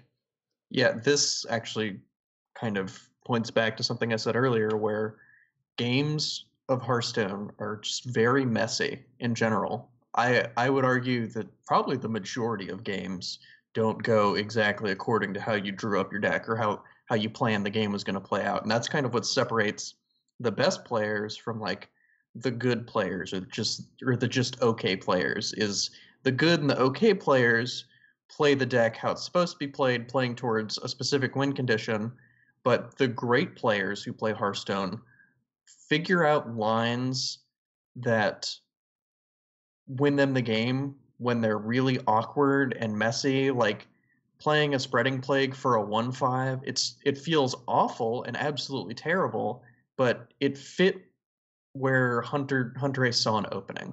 And that's what you really need to do with decks, is figure out where there's openings to do stuff that may not be intuitive, but over the course of a game will like buy you percentage points if like a card's going to rot in your hand or something. It's using resources as efficiently as possible in each scenario, and sometimes as efficiently as possible is just making a 1/5 with a Spreading Plague instead of just not playing it. So yeah, Hearthstone's hard, games are messy. Watch this game. I agree with all three. Anything to add, Botticus? Maybe about where you'll be next weekend? I'm going to be at HCT Oakland this weekend. Yay. And yeah, so that'll be fun, hopefully. Hoping to either O2 drop or win the whole thing in the other order. Because I can personally attest that going X2 into the last round and then finishing 6-3, losing out of top 16 on breakers, feels real bad. So just O2 or win it. So the biggest thing is I don't want to get something like 6 points, because if I get 6 points, then I really have to try for a top 25 finish on ladder in order to have a shot at playoffs. So if I O2, I have no shot and I don't have to worry about the rest of the month. But if I win the whole thing, then I only have to do moderately well at the end of this season, at the end of July. But if I do mediocrely pretty good, then it's going to be a torturous end of the month, and I'm not looking forward to that. If you get 6 points and need the top 25 finish, I'll co-op with you on the last day, because I don't have anything going on, and my points straight up don't matter. So how many of those points do you have to spend to get Mecha-Jaraxxus? 80. That's not quite there yet. Well, I hope you get your hero portrait. So, that's all we have for tournament section. HCT Oakland. Bot will be there, but we'll be talking about it on the Wednesday after. So, cheer 'em on. Go Bot. Woo! And let's talk about some Decksplanations so we can talk about Boomsday! Whoa, Boomsday. You're the most heavy metal thing. That was the wrong bumper!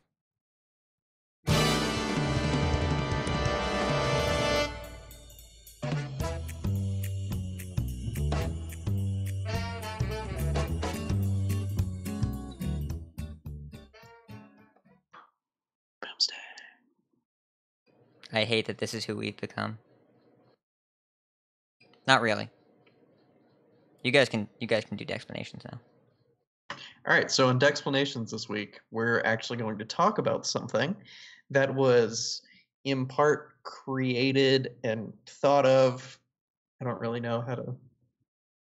Conceived by. Is articulated by. Conceived or articulated by Brian Wong, who we talked about a little bit earlier, who was 22 in the arena standings, I believe. 32. 32. He co-hosted a podcast for Magic the Gathering based around Limited, which is kind of the equivalent of Arena in Hearthstone. It's a format where you like draft cards or like you build a deck out of cards that you receive, and it's not constructed. But on this podcast, he came up with this idea called Quadrant theory.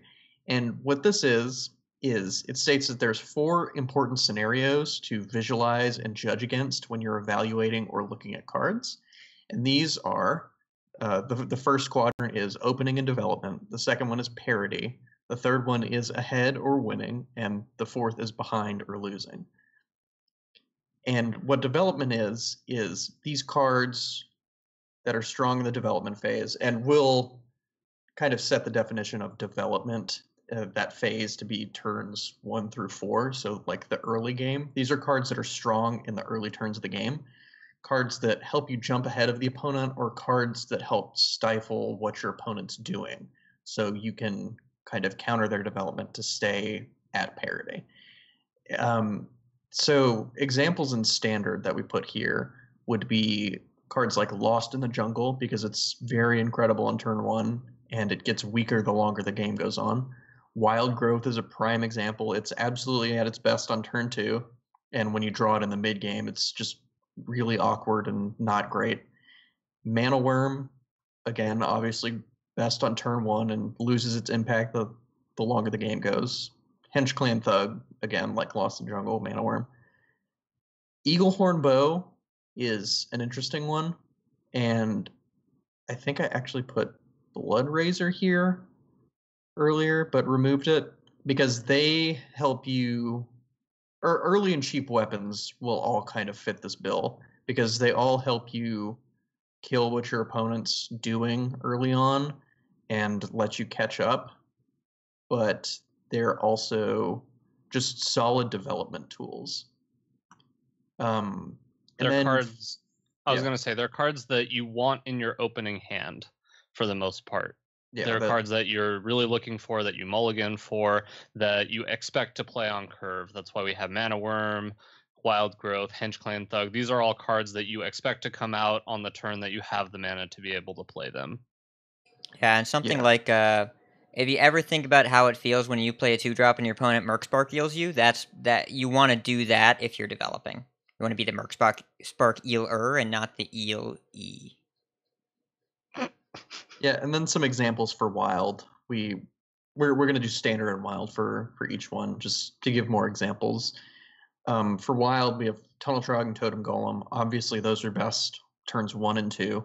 And then Muster for Battle is great on 3. All of these cards will develop your board in some way to keep up with your opponent or jump ahead of them. And then the second quadrant is parity. And these are cards that will provide the most value in a game where you and your opponent are on equal footing. Like you and your opponent are at parity. Neither one's too far ahead of the other. The game's close. And these can be cards that break up your opponent's offense with a one-sided effect, or they can be cards that provide some serious mid to late game value. And for standard, I think at least the Trailblazer is probably one of the best examples that we have, because it's just a 5/5 for 5. It's not a fantastic body on its own. It's solid, it's completely serviceable, but it puts a card in your deck that if the game stays even, you will be ahead once you draw the pack. Because it's going to be a 1 for 5 in terms of drawing cards, and it's going to put you ahead in resources over your opponent. Another card that could fit this bill is Mind Control, because you could argue that stealing like a large taunt with Mind Control could be a losing scenario, but I think Mind Control is best when both of you are sort of even, and you're trading resources back and forth, and the game's pretty close, and then one Mind Control to steal their minion can be the swing that turns the game in your favor. And that's what these cards are really looking to do. Cards like Witch's Cauldron as well. And Spiteful Summoner had added, I believe. I put in Witch's Cauldron because these examples that we're trying to give examples that are good in this specific category and not so much in the other category. And I wanted to add all the cards from the Witchwood because it's the most current set.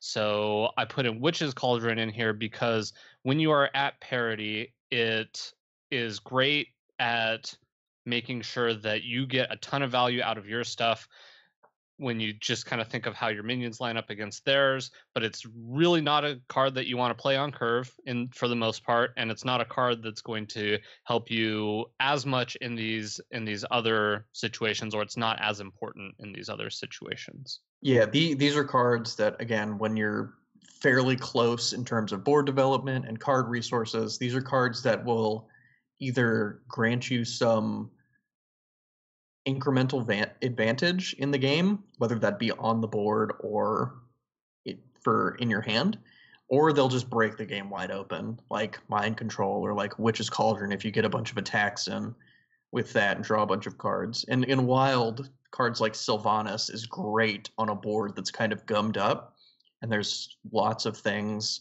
that it could steal that are good, and your opponent kind of has to navigate it, and Sylvanas becomes a really big problem when both players are at parity, because it's going to provide such good value for the player who casts Sylvanas. And Emperor Thaurissan is a really good example as well. You can play it when both of you are even on resources, but then you start accruing a really severe mana advantage if it's not dealt with immediately. So, just so I'm clear on this, what we're looking at is basically the scenario I'm thinking of is both players are in a top deck war and they both kind of exhausted their resources, and this is the card that you draw first that makes you win the game from that point. Yeah, for the most part, Thaurissan doesn't fit that perfectly because if you are top decking and it's the only card in your hand, it's not doing as much. But in general, yeah, these are cards that you think about that when nobody's really winning the game and the first person to draw a great card is going to be super far ahead. These are the cards you're looking to draw. Yeah. So with Witch's Cauldron, it's not great like on its own. For Witch's Cauldron, I'm kind of thinking of an example where you're both playing kind of quicker minion-based decks, and then you play Witch's Cauldron and trade, and then you're up just a bunch of spells. And then Emperor Thaurissan would be an example in kind of a slower game, like playing against a slower deck, where neither of you have too much developed on the board, but you both have reasonable amount of resources in your hand, and then you drop the Emperor Thaurissan, and then the pressure's on them to kill it because he provides such an enormous value on that in that quote unquote even setting where he's getting you really far ahead because of the mana discount. Yeah, and that makes sense. And some decks, control decks with combo finishes, don't compete for the board necessarily in card count. They don't just play everything out. Sometimes you're looking to sculpt the better hand as opposed to the better board. I'm actually thinking back a while, in the old Wisps of the Old Gods token mirror, and sometimes the actual token druid mirror in the current standard, where you're not looking to be the first one to put anything on the board, you're looking to be the last one to put something on the board. And in old Wisps of the Old God token druid, your mission was to play Thaurissan with a full hand, So you could do Wisp of the Old Gods and Soul of the Forest in the same turn, potentially even sometimes double Soul of the Forest if you were feeling saucy with a Violet Teacher. And sometimes in current Token Druid, you're looking to do what Zalay did, which is wait for your opponent to invest and then make sure you have the last big development turn. The feeling I'm thinking of right now is in the Tempo Mage Mirror, when your opponent top decks the Arcane Intellect, that feeling sucks. And so, like, Arcane Intellect is fine. It's a fine card. It keeps you going, but it doesn't really shine when you're starting because it doesn't commit to the board and you're really looking to pressure your opponent. It's more about if neither of you have anything going on and then you're the Tempo Mage, you draw AI, you're really happy, and your opponent's really not. Yeah. And then the third quadrant, just kind of moving this along a little bit, because I'm sure we could talk about examples for forever. But the third quadrant is while you're ahead or you're winning already. So these are cards that are best when you're ahead of your opponent in a winning game state already. And these cards that are only good in this scenario are usually pretty unlikely to see play unless they're really, really powerful. Cards like Bloodlust and Savage Roar and Leroy Jenkins are fantastic examples of this, where they're really, really good when you're ahead, and when you're behind or even or developing, like they're not very good at all. And the most recent example Botticus put in here is Silver Sword, which I think is... It's not a great example, but it's the best one I could kind of find as a card that when you play it, you're looking to end the game somewhat quickly after that. It brings you, I guess you could almost, it fits in more than one category, but it was the best one I could think of a card that you want to be playing when you're winning and doesn't help you out a whole lot when you're in the next category. Yeah. I'm looking at HS Replay right now, and this is the marquee champion of the played win rate column, which we have talked about the evils of multiple times. Because you know why Bloodlust has such a high played win rate? Because you only play it when you're gonna win. When you're losing with it, it has a 0% played win rate because you don't play it. So, the top cards right now, with the highest played win rate on HS Replay, the top 5, Shudderwalk, Mind Blast, Savage Roar, Pyroblast, Bloodlust. There's your list right there. Yeah. Pyroblast is a good one. This is a really easy trap for most players to fall into whenever set like card spoilers start coming out. When an effect's very powerful, it's like, ooh, I could build a deck around this and like win the game with it. Or like if something's only good when you're ahead and it's not that powerful, it's usually a trap. The effect has to be extremely powerful to kind of justify it. The example I'm thinking of the most is Mid-Range Hunter has been good in formats where people aren't doing as much offensively by turn 6. Because Savannah Highmane, I think, it's not a win more card, but Hunter has typically locked in the win by putting in moderate pressure through turn 6 and dropping a Highmane when they're ahead a little bit. And if they're not able to make it to turn 6 while being ahead, Highmane is bad. Yeah, so I actually thought about this, but I didn't include Highmane because I think it fits into parity as well as winning. And I kind of wanted to just narrow these down to just one category and not any of the others, just so we can give like good example. But I mean, Savannah Highmane is obviously very good when you're ahead, but I think it's... The thing about the winning category is a lot of cards fit into the winning category because when you're winning a game, you don't really need a lot to continue winning. You just need something to do. So this a lot of times this is deemed as one of the least important categories, especially on limited resources. They say that there are many cards that are good already when you're winning, because generally just cards that you can play and have an effect are good when you're winning. So you don't need to value those quite as high as other ones. And also why the cards that are only good when you're winning generally don't see as much play, such as, there really isn't a Bloodlust deck right now. We do have a Savage Roar deck that is specifically when you have a wide board and you're winning because they didn't remove it, then it ends the game on the spot.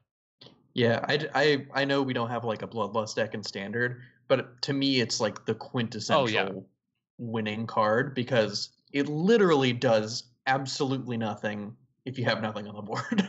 Right. Yeah, Savage Roar, I think, is like the Bloodless deck in Standard is Token Druid. Because you're really just waiting until you can build your strategy to build a board, it sticks, and then you go roar, branching paths, and you deal 1 billion damage.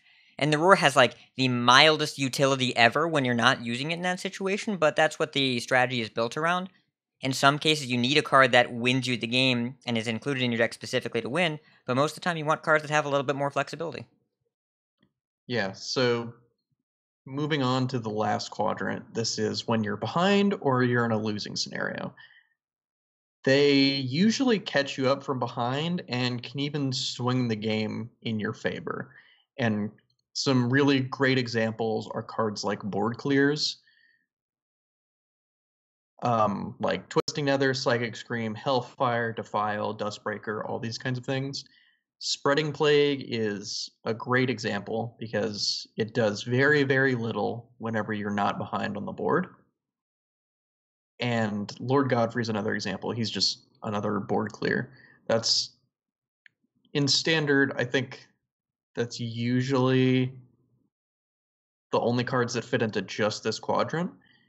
And in Wild, you have cards like Light Bomb, Volcanic Potion. I think Reno Jackson's a really good example because he's the best whenever you're behind in life. Maybe not when you're behind on board, but you're behind on life and you really need a heal. And he's not that great whenever you're already winning or you're at parity because he's just kind of a 4/6. And the reason we want to go through these quadrants and kind of explain what they are is because they're really important to compare cards and spoilers to these quadrants. They have to be good in at least one or more of these quadrants to be good cards for the most part.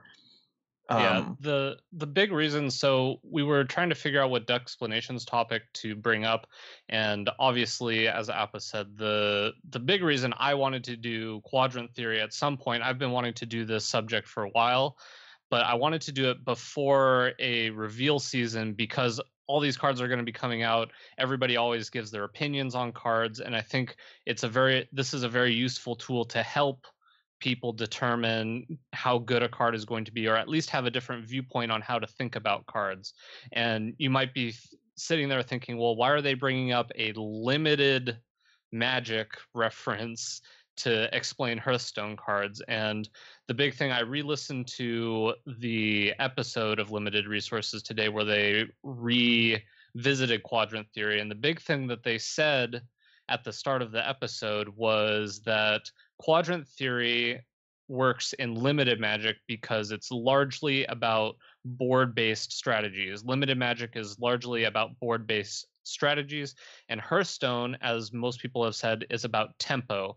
And even a lot of the combo decks are still somewhat board-centric or deal with the board in some way, because Hearthstone largely revolves around minions for the most part. So the one quadrant that isn't necessarily in here that wouldn't work as essentially in Magic are cards that work with other cards. So when you're evaluating cards, that is something you have to think about, is how does this card work with another card? And you can't really do that in limited Magic because you can't guarantee you're going to get multiple cards together. And when you're doing constructed Hearthstone, you can guarantee what cards are going to be in your deck to work together. But in general, when you're just thinking about cards and thinking about how good their potential is, you can kind of put them into these categories and say, okay, which categories does this excel in? Which ones does it not excel in? Chances are, if it excels in 3 or 4 of these categories, it's a card that's really good in 3 or 4 of these categories, it's going to be a really good card. But if a card looks pretty good on the surface, I'm thinking of a card like Chameleos, looked really good to a lot of people when they first saw it, but when you look at it in the lens of these different quadrants, it doesn't really necessarily fit well into any of these quadrants. And while it it's not really seeing any play now. I'm not saying it's not going to see play in the future, but that was a large reason why I didn't think that card was going to be very good, because it's not a card you can guarantee you can use in development. It may or may not be good in parity. Who really knows? It may or may not be good while you're winning, and it may or may not be good when you're losing. So it doesn't necessarily fit in any of these, and it doesn't have anything that it really any cards that it combines with. So I really wanted, that's why I wanted to bring up the quadrant theory, is just that you can apply similar things from quadrant theory to Hearthstone cards to get an idea on which cards you really want to be testing out when the Boomsday Project comes out. Boom! Yeah, so I think like why we really wanted to dig into this is not only is it like super interesting, but I think it's something that a lot of reasonably good Hearthstone players just do automatically when they see spoilers. They just go through this mental checklist, whether consciously or subconsciously, of like, could this card be good multiple scenarios, or is it only really narrowly good? And breaking down how we think really whenever spoilers come out and why we evaluate cards the way we do, and kind of just giving people the tools to evaluate things on their own and compare them against each of these quadrants. And like Botticus said, if they're in multiple of these quadrants, they're usually really good, like these examples below. Call to Arms is one that I think Botticus might have had some disagreement with this, but I labeled it as being good in all quadrants. It's great in the early turns when you're developing. It's really good when you're equal with your opponent, because it's 3 cards for 1 on the board, and it's effectively drawing 3 cards for the cost of 1 and playing them, so it's just nuts there. And then it's great when you're winning, because, I mean, you just slam on more pressure. And then it's also pretty decent when you're losing. It's not fantastic, but it's reasonable when you're losing, because when you're behind on board and then suddenly you get 3 dudes on the board, we're talking about pre-nerf Call to Arms also. Right now it's not as great because, I mean, 1 mana is kind of a big hit and can't play at an even paladin. But whenever it was 4 mana, you could run it out on 4, and even when you were behind on board, suddenly you were even with your opponent because you played 1 card. Yeah, Yes, and I started to say something before the cast started about this card, and I don't want to make the same mistake again. Call to Arms is just good in all of the quadrants. well, and it's important. I think we want to differentiate winning versus win more aren't necessarily the same thing, and I think that's probably a pretty easy mistake to make, because people talk about win more cards a lot. Yeah, so I said win more. I think I'm the one who said this, because I kind of mixed like the message that I was trying to get across. But whenever you're looking at cards that are only good in this quadrant, a lot of them will be win more. There are some cards, like Phenom in chat was saying, the cards like Savage Roar and Bloodlust, they're not win more. They can be win more, but a lot of the times your deck's designed around building a wide board and playing one of these big buffs. So it's not really a win more, it's just the card that wins you the game. And it's really only good in that scenario. You need to get to that point for this card to be playable. And I kind of wanted to just go back and correct myself a little bit. But a lot of cards that are only good in the winning quadrant, when they're spoiled, can be win more. So that's why a lot of them don't see play, that only fit in this quadrant. Well, and Silver Sword, I think, was a great example of a card that is actually win more. Because Silver Sword was only good in Even Paladin, while Even Paladin had a 55% win rate, and eventually fell out of the deck even though early builds had it, because it felt gross, but it turns out that was because Even Paladin was gross, not because Silver Sword was gross. So it's very easy to mix up the power of an effect with the power of the context that it's in. A card like Leroy Jenkins seems like the perfect example of a card that wins you the game but isn't win more, because unless you're playing that and bring your opponent to below -6, you needed the Leroy to finish the game. But you didn't need the Silver Sword because you could just be playing Even Paladin with good cards like Avenging Wrath, which is a weird sentence to say in 2018, but here we are. It's And yeah, looking at Call to Arms, that kind of fit all the examples, and I added an example of myself here because I can't keep my opinions to myself. Pre-nerf Corridor Creeper.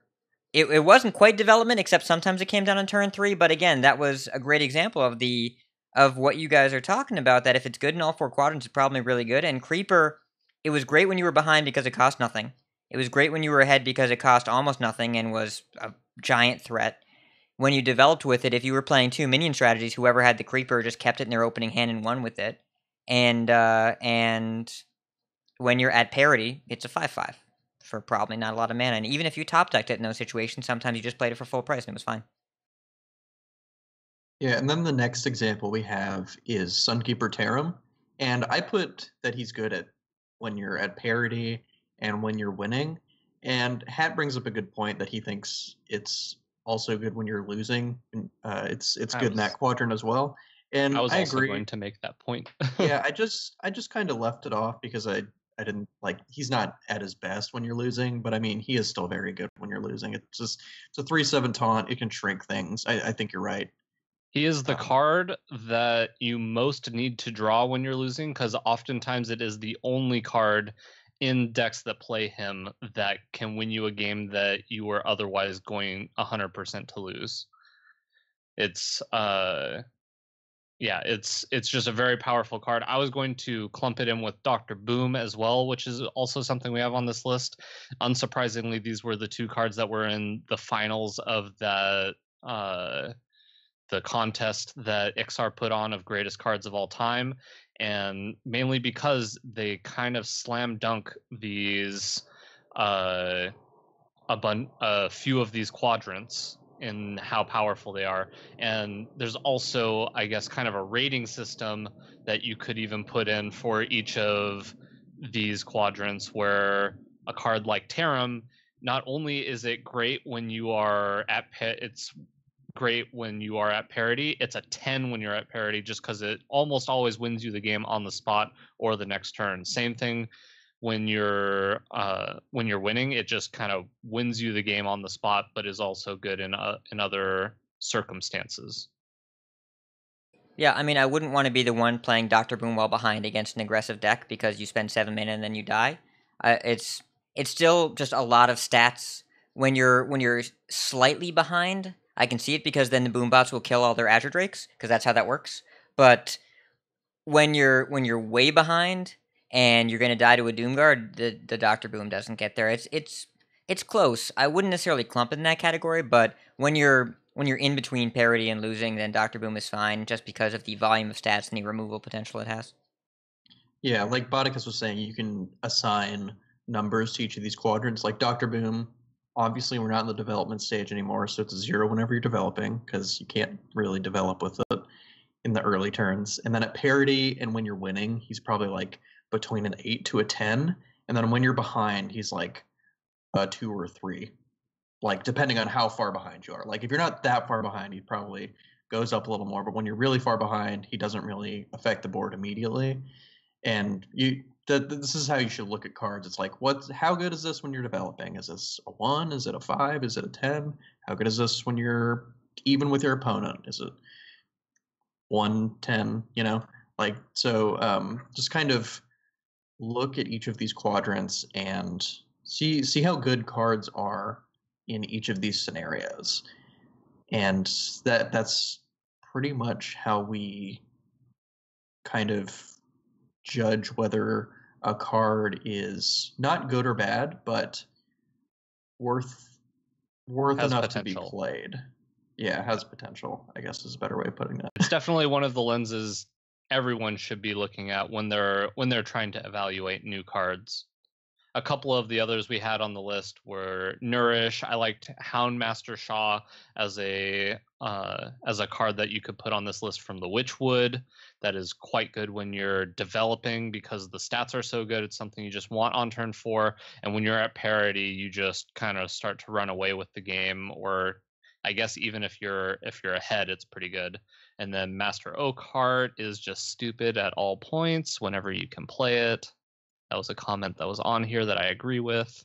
And then Ultimate Infestation is quite good when you're at parity and when you're winning, and can be pretty good when you're losing too. So These are all cards that are in standard that you can apply this lens to and give you an idea about how good the card is going to be. But we have some new cards, and why not use our new tool, well, old tool to us, but to try to evaluate these and see if we can figure out if we think that any of these cards have potential. So one of the first new card we'll say here is Spider Bomb. It is a Hunter rare, 3 mana, 2/2, and it has the ability Magnetic, which somebody else is going to have to explain because I don't fully understand it that well. But also Death Rattle, destroy a random enemy minion. So which of you two knows exactly how Magnetic works? Because I think Hat knows it better than I do because I had to ask him. So I'm pretty sure he has the wording. I do want to point out before we go into Magnetic that back when Innervate was Appa's favorite card, both Dr. Boom and UI were good in the development phase. Make sure we're aware of that. You just play them on 5 and then they lose. It's Dr. Boom. I have gone turn 2 coin double Innervate Dr. Boom. That has been a thing that happened. And for those of you that don't understand what I'm saying, just it's okay. It can't hurt you anymore. Yeah. There was another interesting thing brought up in chat where basically all mana ramp in Druid is development as long as there's something big to ramp into. Because you're developing your mana, you're getting ahead of your opponent, and that's what you're spending the early turns doing, like Wild Growth, Nourish, Innervate, that kind of stuff. That's development for Druid as well. Yes. So it's important to note Magnetic, the way it works is it's a little counterintuitive to think about it, but it kind of works like it basically turns your mech minions. It turns the Magnetic cards when you have mechs in play and to choose one. So the example we're going to give here, Spider Bomb. It's a 3 mana 2/2 mech with Magnetic that has Death Rattle, destroy a random enemy minion. So when it Death Rattles, it deadly shots.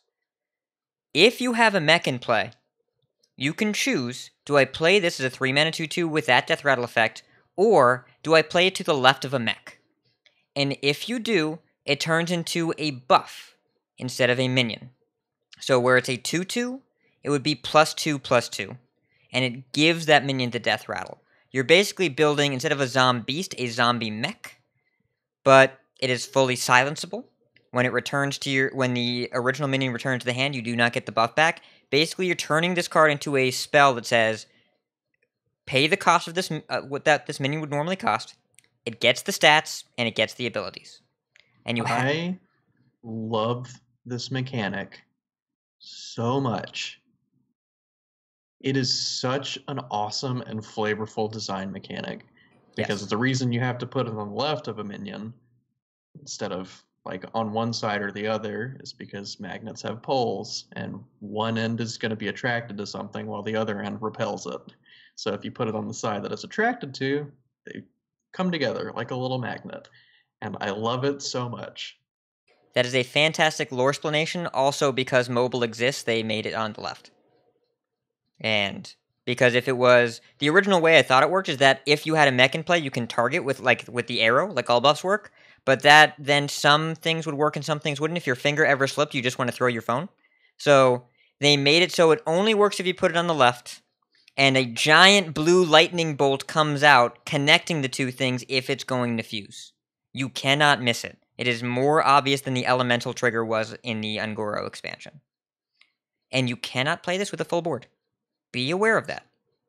Yeah, so bringing this back down to our explanations, where is this card good? In what quadrants? And what quadrants is it not good in?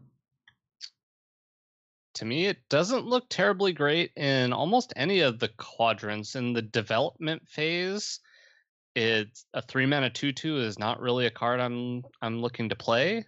In the parity phase, I guess it probably is where it shines the most because you likely have options with it.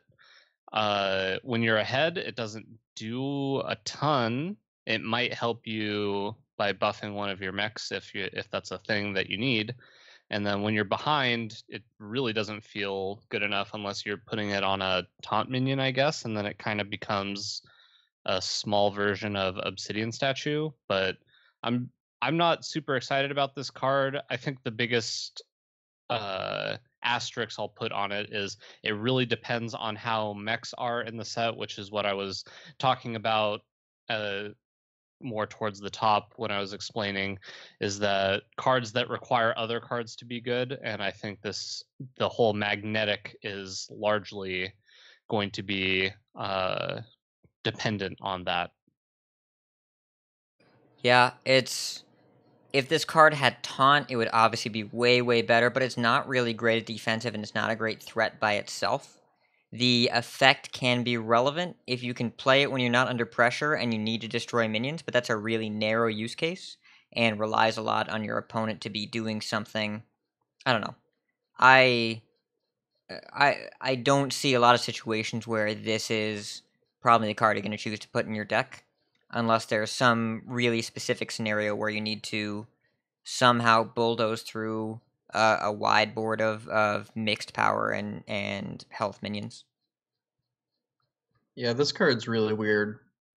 You can kind of argue a little bit that it could be okay for development. Like a 3-mana 2/2 body is not good by any stretch, but being able to have a deadly shot that could potentially be a 2-for-1 is okay. It's not fantastic because it's so situational and it's so dependent on other things happening in the game. I think the only real quadrant where this is serviceable is in parity, which I would put it at like, I don't know, a 4, which like isn't that great, like a 4 out of 10. Because you get a small buff. Its best category. Yeah, you get a small buff and like it's a deadly shot that can be silenced, but even then it's not like something to write home about. It seems like an okay effect. Can you imagine you're at home, you get a letter from your son or daughter, they're at the war. Mother and father, I just want you to know about this 3-mana 2/2 mech with magnetic. Yeah, I can't see it either. All right, moving on to the next one.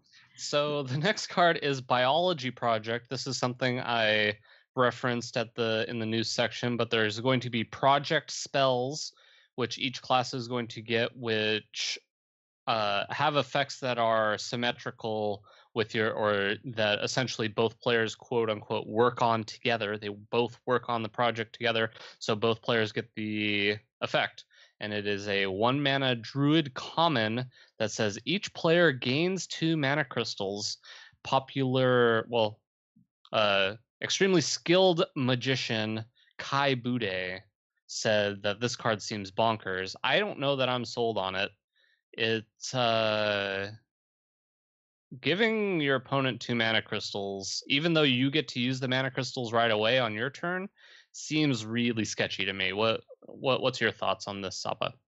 So I'm gonna go out on a limb and say this is a 9 or a 10 in development. This card is crazy. It's bad in pretty much all the other quadrants, but I think it's so good in development that Druid decks will probably play it, and here's why. So Druid decks are almost always Druid decks with Wild Growth and Nourish and those kinds of things are almost always going to have a way better top end than pretty much anybody else they play against. So where this card would really only be not that great is in Druid Mirrors if your hand is worse than your opponent's. But if I'm ramping 2 mana and I'm playing Big or Taunt Druid, a Druid deck with UI Master Oakheart, let's sculpt this scenario, and I'm playing against, I don't know, Troll Mage, Zoo Warlock, whatever. If I get them 2 turns closer to like Jaina or something, I'm not very upset if they're going to play Jaina on 9 and I'm going to Oakheart on 9. I think I'm still getting ahead in that scenario. It's probably close there. But a better example is if I'm Biology Project, if I'm going to play Biology Project and I'm getting my opponent closer to Doomguard, but I'm getting closer to Master Oakheart, I don't really care that they're getting a 5/7 because I'm getting like 30 mana worth of stats when I hit this O card. So the way that Druid operates right now, I think, leans towards this card being busted as opposed to not playable. So I'm going to say this card's probably like a 9 or a 10 in development, and then not great anywhere else. But I just think because of the nature of how Druid is right now, it seems really, really strong. It also gets your opponent to their Master O card really fast too, and Yeah, they didn't have to. They that's didn't why I have was to spend a saying. card. Yeah, that's why I was saying in the Druid mirror, it seems pretty horrendous. Yeah. But So, you know, I know you say that, but have you met my friend Gadgets and Auctioneer? Because, so in development, obviously this card is great. And Druid's issue is usually aggro decks. So if you say 1 mana, both of us just skip the next 2 turns and start on turn 4, you'd rather be the Druid than any aggressive deck ever. Because you'd rather start the game on turn 4 because you lose when they have things to play on turns 1 through 3. So there's a lot of opportunities when you're the Druid, and not if your Taunt Druid doesn't really want this because you're still going 1 for 1.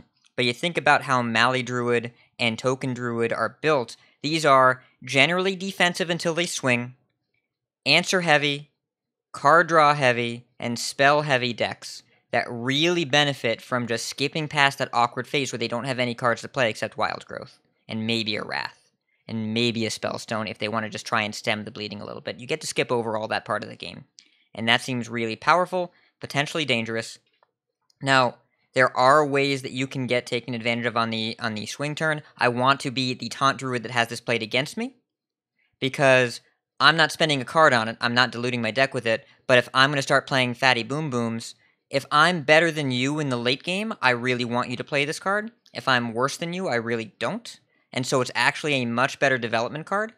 The way to break it, I think, will revolve around the shift of these decks to take advantage of it being good in the late game.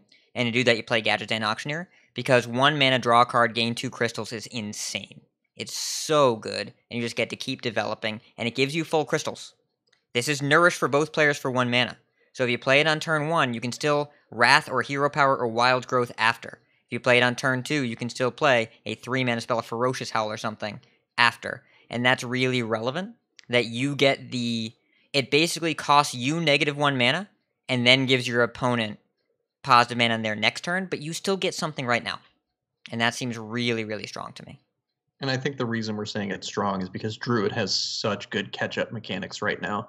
They have cards like Ultimate Infestation to recoup the lost card advantage from this, and they have cards like, again, Master Oakheart, which is just nuts, especially in the big Druid decks where you have Drakari Enchanter and stuff like that.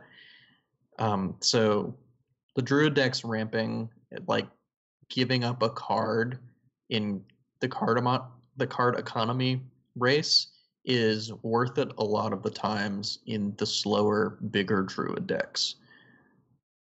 Yeah, that's why Naturalize is such a highly played Druid card right now, is because you have so many cards that generate massive card advantage. You don't mind giving up a bit of tempo for the ability to, or sorry, giving your opponent resources. That's the biggest scary part about this card, obviously, is that cards that give your opponents resources are always have to be really, really good in order to see play, because giving your opponent resources is never a good thing, right?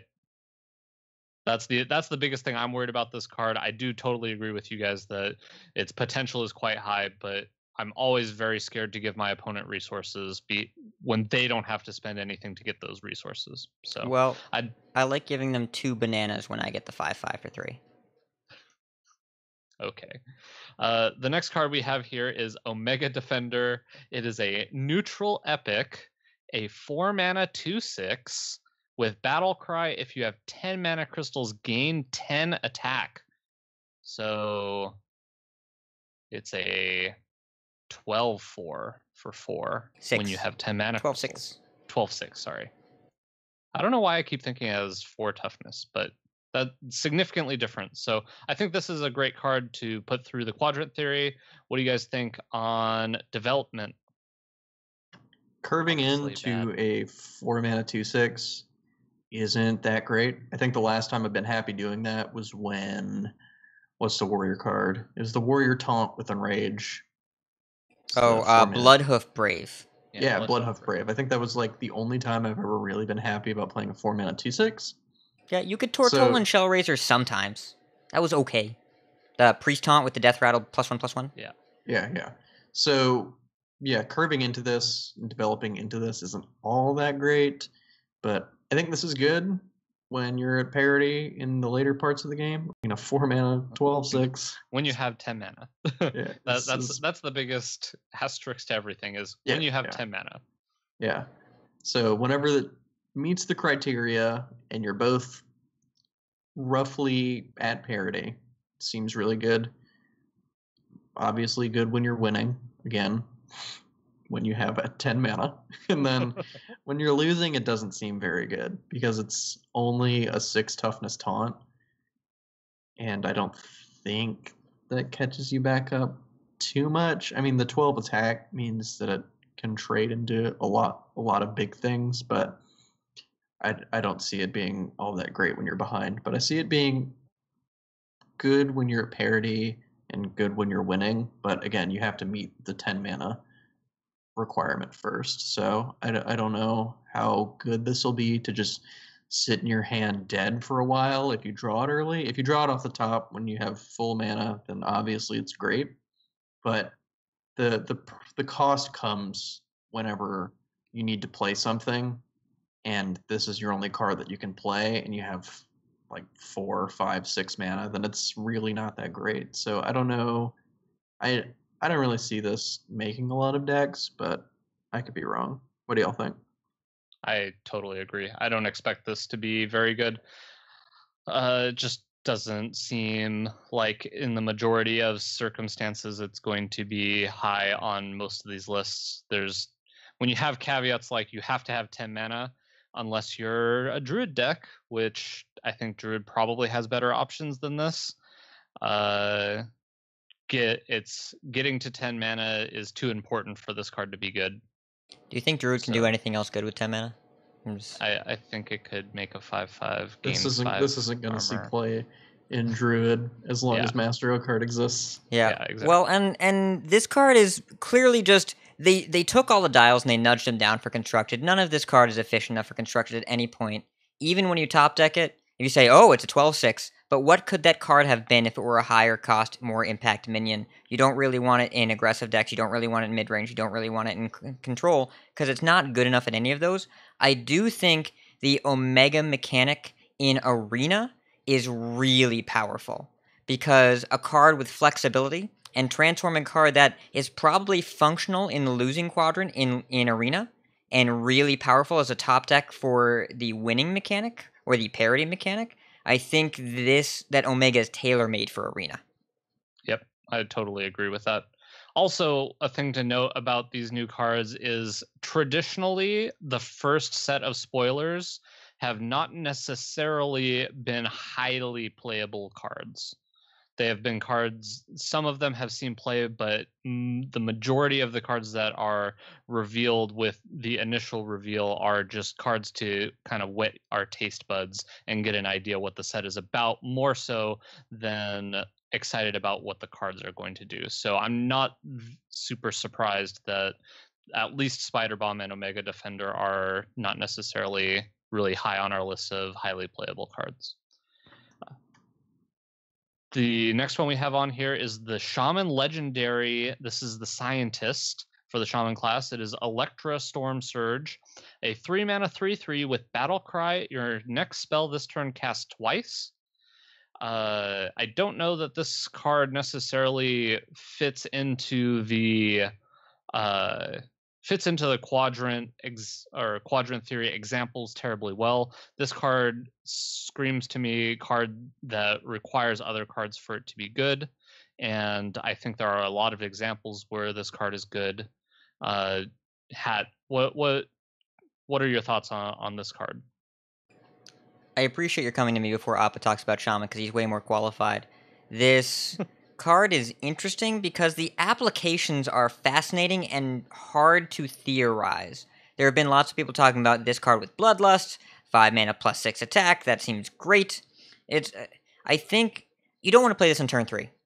Not a turn 3 card. You can go turn 3 and zap it twice. Does it overload twice? I think it does, right? Yes, it does. So recast the card. yeah. Still. So worst SI ever. It's not going to be a turn 3 card. When you're behind, I could see that double Lightning Storm doing some work. When you're ahead, I could see a lot of opportunities for Shaman to convert double spells into fat damage. And at parity as well, you could theoretically swing the board with this, but you'd need to be in a specific construction that was spell-based to take advantage of it, where Overload doesn't hamstring you on the next turn. And I think that's really going to be... We have to wait and see what other cards are being released for Shaman, because right now, a lot of their powerful stuff are board clears with some kind of overload cost, and you don't want to double Volcano. Would it double Volcano? She's dead. There's no double Volcano. If she lives, maybe, and then she dies. Yeah. It would still cast twice, right? It wouldn't trigger when she's gone, I don't think. Well, Or no, it's your next. Never mind. So Yeah. okay. So if you need to deal 30 damage to that board, then you got your answer, but that's 27. 'Cause still she 30 to adds the board, but 3. she eats 3 of it. She adds 3. So. I admire your commitment to pedantry. Appa, you can talk about Shaman now. I'm done. Okay. Yeah, so I think this card fits into all quadrants except for development. Because the score in development, I would probably put it as like a 4 out of 10. Because a 3/3 for 3 isn't the worst deal ever, but I don't think you ever want to be playing this, curving into it on turn 3, unless your hand is completely abysmal. I think this card is obviously depending on how you build your deck, which kinds of makes this a little more tricky to evaluate because it relies on the spells that you put in your deck. So at parity, playing this into like a Farsight or something is great. You get a 3 mana 3/3 plus 2 cards that you drew. Discounted total of 6. Yeah, discounted by a total of 6 mana. Or playing this with like a Volcano or a Lightning Storm is Or a obviously Healing Rain. great. Yeah, or Healing Rain when you're behind. Surprisingly, There's- all these cards seem to be in a deck. I can't think about. Oh, Shutterwalk Shaman. Yeah, this card seems real sweet and Shutterwalk Seems like Shaman. it could fit into that deck pretty nicely. I didn't Yeah. actually even think about this with Bloodlust, but I mean, I haven't seen a Bloodlust base deck. I've tinkered around with it a little bit, and they're kind of close, but it's hard to argue for them over even Shaman. It's like the debate of, is Bloodlust good enough to lose Mercspark or Eel and a reduced hero power? Probably not. So this might be hard to justify playing in a deck with Bloodlust, but I think it just slots into Shutterwalk really, really nicely. It has a lot of value in all 3 of the quadrants except for development. So I expect this card to see play. I think it's good enough to see play. You can run it out on turn 3 if you absolutely need to, but you probably won't want to. So this card will effectively probably cost 6 mana or more just to give you just extra value, like moving forward in the game, and give you some flexibility on using your spells. And yeah, I like this card a lot. And in Wild, double Maelstrom Portal and double Devolve are both disgusting. Like actually disgusting. I'm not messing around with that stuff. I'm Oh, double boy. lava burst There's- in their face. Oh, yeah. But there's Shutterino Shaman in Wild, and this card is immediately in that deck. It's not even close. Though don't Yeah. double Elemental Destruction, your turn goes away. You can't So do anything. I've played a decent bit of Wild Shaman. I've played Even and Aggro Shaman, and I think they're both fairly close in power level if you're playing the Aggro Shaman right. I think Even Shaman edges it out a little bit right now, but I think Electrostorm Surge might be enough for me to slide back to playing Tunnel Trunks. Well, and if you have because- Doomhammer and then you Rockbiter, that's 2 mana, Yeah. deal 12. Yeah, Ugh. so Rockbiter, Ugh. Lava Burst, Shade Lightning, Lightning Bolt, Crackle. All of these are fantastic with Electrostorm Surge. Just go to the dome twice. Well, but with Crackle, it's only 2 mana, deal 6. For you, Hat. It's, or for my opponent, then this adds their Shudderwalk, and then they can play the Shudderwalk to get the Lightning Bolt, and then they can deal me 6 for exact lethal. I'm not bitter. Go to the next card. So the next card is Myra's Unstable Element. This is the Rogue Legendary spell. They said this is the first time they've done legendary spells. I guess quests don't count. But it is a 5-mana Rogue Legendary spell. Draw the rest of your deck. And since I went to Hat first for the Shaman card, let's go to Appa first for the Rogue card. Even though I know Appa loves some Rogue too. So I'm going to kind of parrot what Hat said earlier. I believe it was in Discord. But usually the cards that you can't figure out and look really, really wonky end up being the secretly busted ones. And Well, I feel like this probably has some applications with like some really busted stupid combo. But slotting this into quadrant theory, Yeah, does not work. this one's, you can't really do it because it's not, it doesn't develop anything. I have no idea how good it is when you're at parity or you're winning. It doesn't seem good when you're losing. It's not good for development. I can tell you that. It is very poor developmentally. Yeah. Do not prep this on turn 2. It will not go well. There are some cards like this, and usually they're combo cards that don't really fit into any of the quadrants well at all, and they rely on other cards to be good. So this kind of goes into quadrant number 5, just the special quadrant. Yeah, that requires other cards to be good, and you're going to have to build your deck a very specific way for this to be good. So, yeah, go ahead, Hat. Talk about this card, because as you and I have both said, Rogue Legendaries are really hard to evaluate and almost always end up being playable. They look bad. They're almost always good. Various levels of good. Zero was okay. Lillian Voss didn't end up being that great. Rogue Quest got nerfed. Not great. It's fine. It's not great. Rogue Quest got nerfed twice. Shout out to Volkai in the chat here, where it can only be development if you're developing a loss. I enjoyed that, and I want to make sure I shout that out. So, I'm going to segue a teeny bit. Resources of cards left in your deck is fundamentally misunderstood by the vast majority of card game players, period. In Hearthstone, it's a little bit more relevant. I actually had a long conversation with some wonderful people about the card tracking in Hunter, where they were upset about the cards they were losing and saying it's not worth it. But in reality, if those cards were in the bottom 2 cards of your deck, you never would have had them anyway. In Recruit Hunter, it's obviously a little different. I don't want to segue too much here. But the opportunity cost of losing cards in your deck is not as great as losing before you get to the cards you need. So, I think that this card is not necessarily a combo card.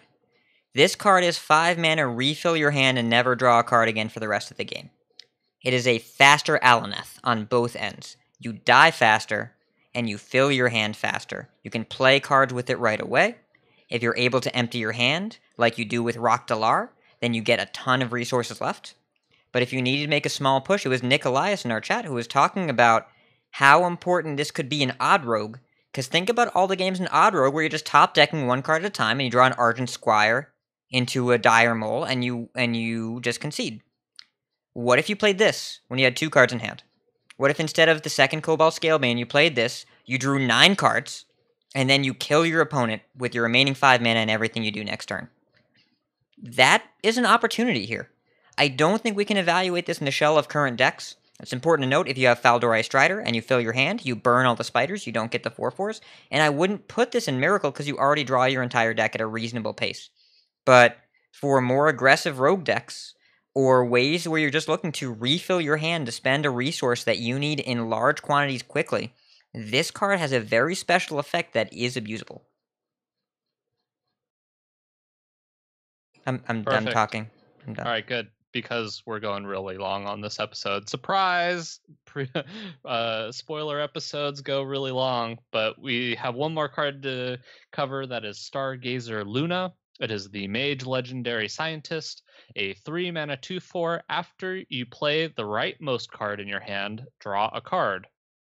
And Real quick, we'll just, since we've kind of have that theme going on with this Decksplanations, we'll go over the Quadrant theory behind this card. 3 mana 2/4. I think that card is reasonable in development. I don't know that you necessarily want to, but I think it is a card you could just play on turn 3, and it's pretty reasonable. At parity, seems pretty good because it's a card that can generate you resources, especially if you can play it and then play your rightmost card right away. When you're winning, card is very, very powerful. It draws you, especially in the mage class, it likely draws you into cards that allow you to finish the game. And it's not super great when you're behind, but the fact that it's seems pretty darn good in 3 of the categories makes me think that this card has a lot of potential and could be quite powerful. Since I'm going back and forth, we'll go back to Hat on this one first. So I had an interesting conversation with some people in another Discord today about how this card doesn't fit. What is my mute button sticking? So I had a conversation in Discord today where some people were telling me this card wasn't that great because it didn't fit in current tempo mage. And I think I really want to talk about how card evaluation is an incredibly difficult thing, but it does not get easier when you rush to a conclusion about a card or dismiss it out of hand because it doesn't fit in the decks of the current day. Because if a card is not a clear, insane design mistake that fundamentally warps the format, the only thing that matters is context. And when you hear me talking about cards, and I believe all of us on the show are pretty committed to not using the words good and bad, because that doesn't mean anything if you don't know the context of the format. Hadronox was unplayable for a year, and is now in one of the top decks in the format. And there are a lot of cards like that. Master Oakheart was considered stone unplayable. Yeah. Until like a few months ago. And now it's straight up busted. So when you use cards like good, or when you use terms like good or bad, you are shortcutting your analysis. I called Skull of Minari a bad card, and I will never use good or bad in a card review again. Because Skull of the Minari is very particularly good, and when it's good, it's busted. So what we're going to talk about is possible interaction, possible application. Doesn't matter how dumb they may seem. We don't know the full context, and there's environments, maybe not in current tempo mage, which is not even all that relevant in the current standard, but Murloc mage. Lower your curve. Play this. Jam your top deck Murlocs that aren't relevant by themselves, and just draw a couple extra cards. That seems worth it. 3 mana, get a 2/4, and give 2 your Murloc cycling. Also, this mechanic is so cool. This reminds me of the feeling I had when I first saw Curious Glimmerroot. It's new and it's ridiculous, and I didn't ever think it would exist, and I love it. And I actually hope that they build a leftmost card mechanic because I want to reward some long-term game planning up in this house. Yeah, kind of comparing this against the Quadrants, I think it's very serviceable in development. 3 mana for a 2/4, you're not happy about, but you're not upset about. Like, that's pretty much baseline stats of what you'd expect for a mediocre 3-drop. And the thing is if you play this on 3 and your opponent doesn't remove it right away, it's going to generate a lot of value most likely in a deck that's built to kind of, not really built around this, but is built in a way that whenever this sticks, it can almost always be abused. And like Hat said, that would be something like Murloc Mage, because you're just developing cheap things onto the board that aren't great by themselves, but when you get enough of them, they're good. So yeah, in a deck like Murloc Mage, this would be really good. And again, context is really important. So if there exists a deck that can play this in development, it's good because you play it and they immediately have to kill it. And if they don't, then you generate a good portion of value. And then at parity, it's good because you play it, then you play the rightmost card. You just draw a card immediately. And then winning, obviously good because it just generates you more card advantage. And then behind, it's not very good when you're behind because all it does is to develop a 3 mana 2/4 onto the board, and then the drawing the card I don't think is very relevant in the decks that would like to play Luna, because I don't think they'll be playing cheap board clears or anything like that. They'll just be looking to develop onto the board with their own proactive minions, and those don't generally help you whenever you're behind. So I think this is good in all quadrants except for behind, if the context is right for the card to be played. And those are all the cards. And that's our Decksplanations. And we're at about 2.5 hours. So let's do a quick email and wrap it up. Nope, it's not. Oh. Nope. This email's like 2 pages. Okay, hold on. We're going to I thought transition. you were going to summarize. It says hold you on. will summarize. You know what's dead? Besides the email section is Rock. Rock is dead. So we want to give the listeners more time to not listen to our show and write into us. We had a really great response to our topic last week after the Decksplanations about the different experience of laddering from ranks below rank 5 in particular, and wanted to gather a few more experience so we can put together something really cohesive here. We got some amazing feedback from Zweederman, who I'm sure I pronounced your name incorrectly, but thank you so much for your awesome email. Psychogoif on Twitter. We got that feedback from you as well, and we are all confident that there was someone who responded to us in Discord, and none of us can figure out who it was, and we can't find it. So, if you want to respond to this, or you already have responded to us and we're dumb and can't find it, please let us know. But if you were consistently a player that could hit rank 5 or started at a rank below the rank 5 kind of threshold, and the new ladder has changed your experience for better or worse, drop us a line on Twitter at CoinConcede, in Discord, discord.coinconcede.com, or at coinconcede@gmail.com. So definitely get in touch with us. We want to dedicate some time to this, and it'll likely be a pretty significant part of our show next week, so we're hoping to get as much feedback as possible. I will read one email. That's actually about episode 142. Gobin says, I really enjoyed episode 142, but you missed something in the talk about how the mulligan works and doesn't give you back the specific card.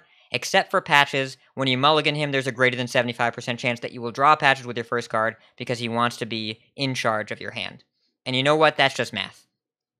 So, thank you, Gobin, and thank you, Zweederman and Psychogoif, for writing in. Anyone else that wants to talk about their experience at the lower ladder ranks that has had a change based on the new system, and I am talking about rank 6 to 25 in particular, though if you were consistently a rank 5 player and you're not now, or you weren't and you are now, I'd love to hear that experience as well, and we all would, so we can put together a decent topic here.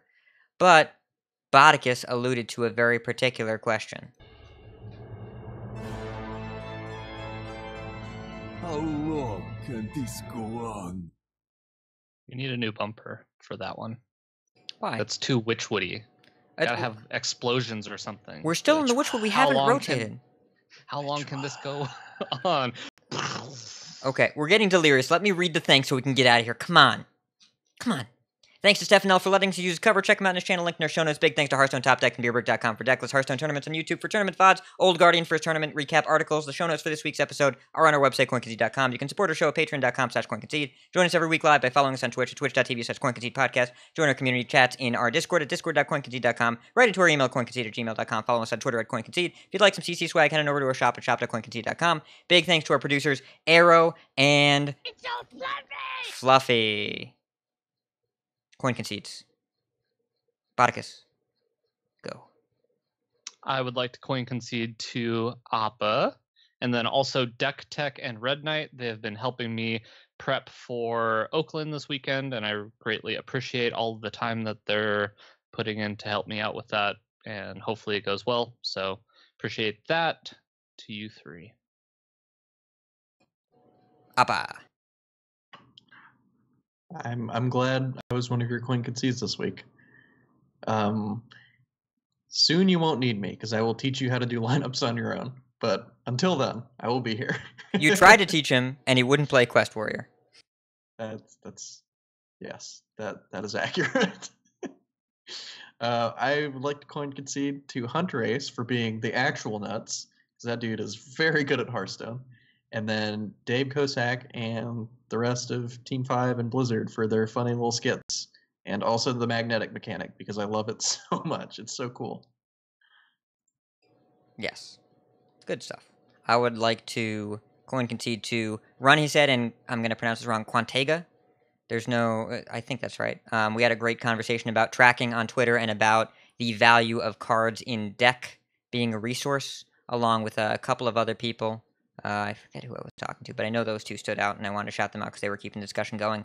Hunt the Snark for being really nice to me on Twitter today. Kazuda Root and Mad at Arms, both really great guys, friends of the show, and I don't want to get too personal here, but I know they've both been going through some stuff lately, and they've just both been great pillars of the community in the process, so thanks to both of them for being who they are. And Knights of Lore, the podcast that suits all your lore needs. Storm Rage, Lore Master Eve, and Daring Alkaline from the Daring Reporter.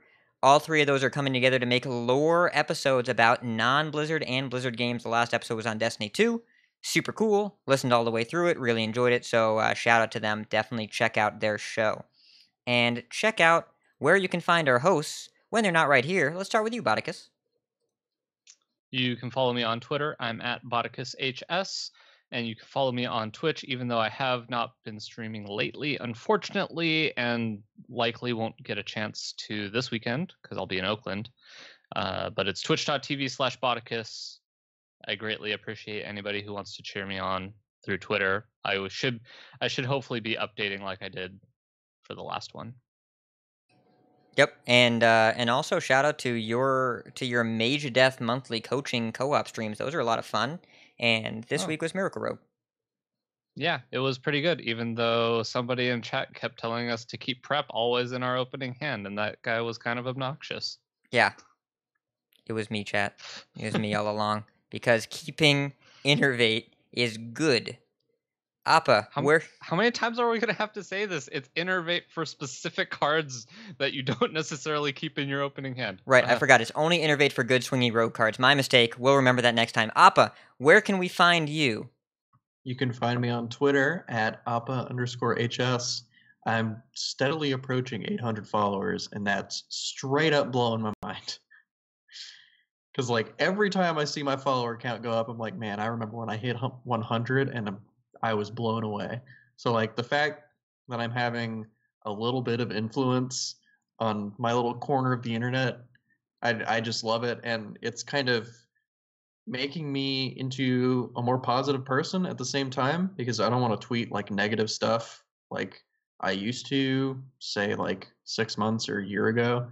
I was just a little too negative on Twitter, and I think just having more followers and, like, not wanting to be a negative influence on people has been really positive for me just as a person in general. So anyways, you can find me on Twitter, Appa_HS, and I am on Twitter all the time now. And you can find me on Twitch at twitch.tv/AppaHS.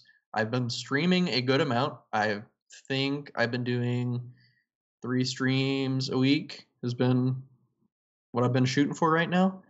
I'm not going to be streaming any from tonight, which is Wednesday the 11th, to Monday, which is the 16th, because I will be in Gulf Shores with my family on vacation. But after that, I will try and stream on Tuesday, and I really want to stream my entire rank 25 to legend run on Asia with Zoo Warlock. So keep an eye out for that, twitch.tv/AppHS. And those are the places where you can find me. Okay. Yeah, Appa has figured out the solution to having more followers is tweet way more. It's very effective. You can find me on Twitter at RidiculousHat, twitch.tv/RidiculousHat, Discord, anywhere that Hearthstone is discussed at RidiculousHat. You can find me holding opening hands with preparation in them because I like Black Lotus. That's going to do it for today's show. Keep calm and rogue on by keeping prep. And if you see us on the ladder, if you kept the prep, you can play that first, but then coin concede. Boom concede. Coin concede.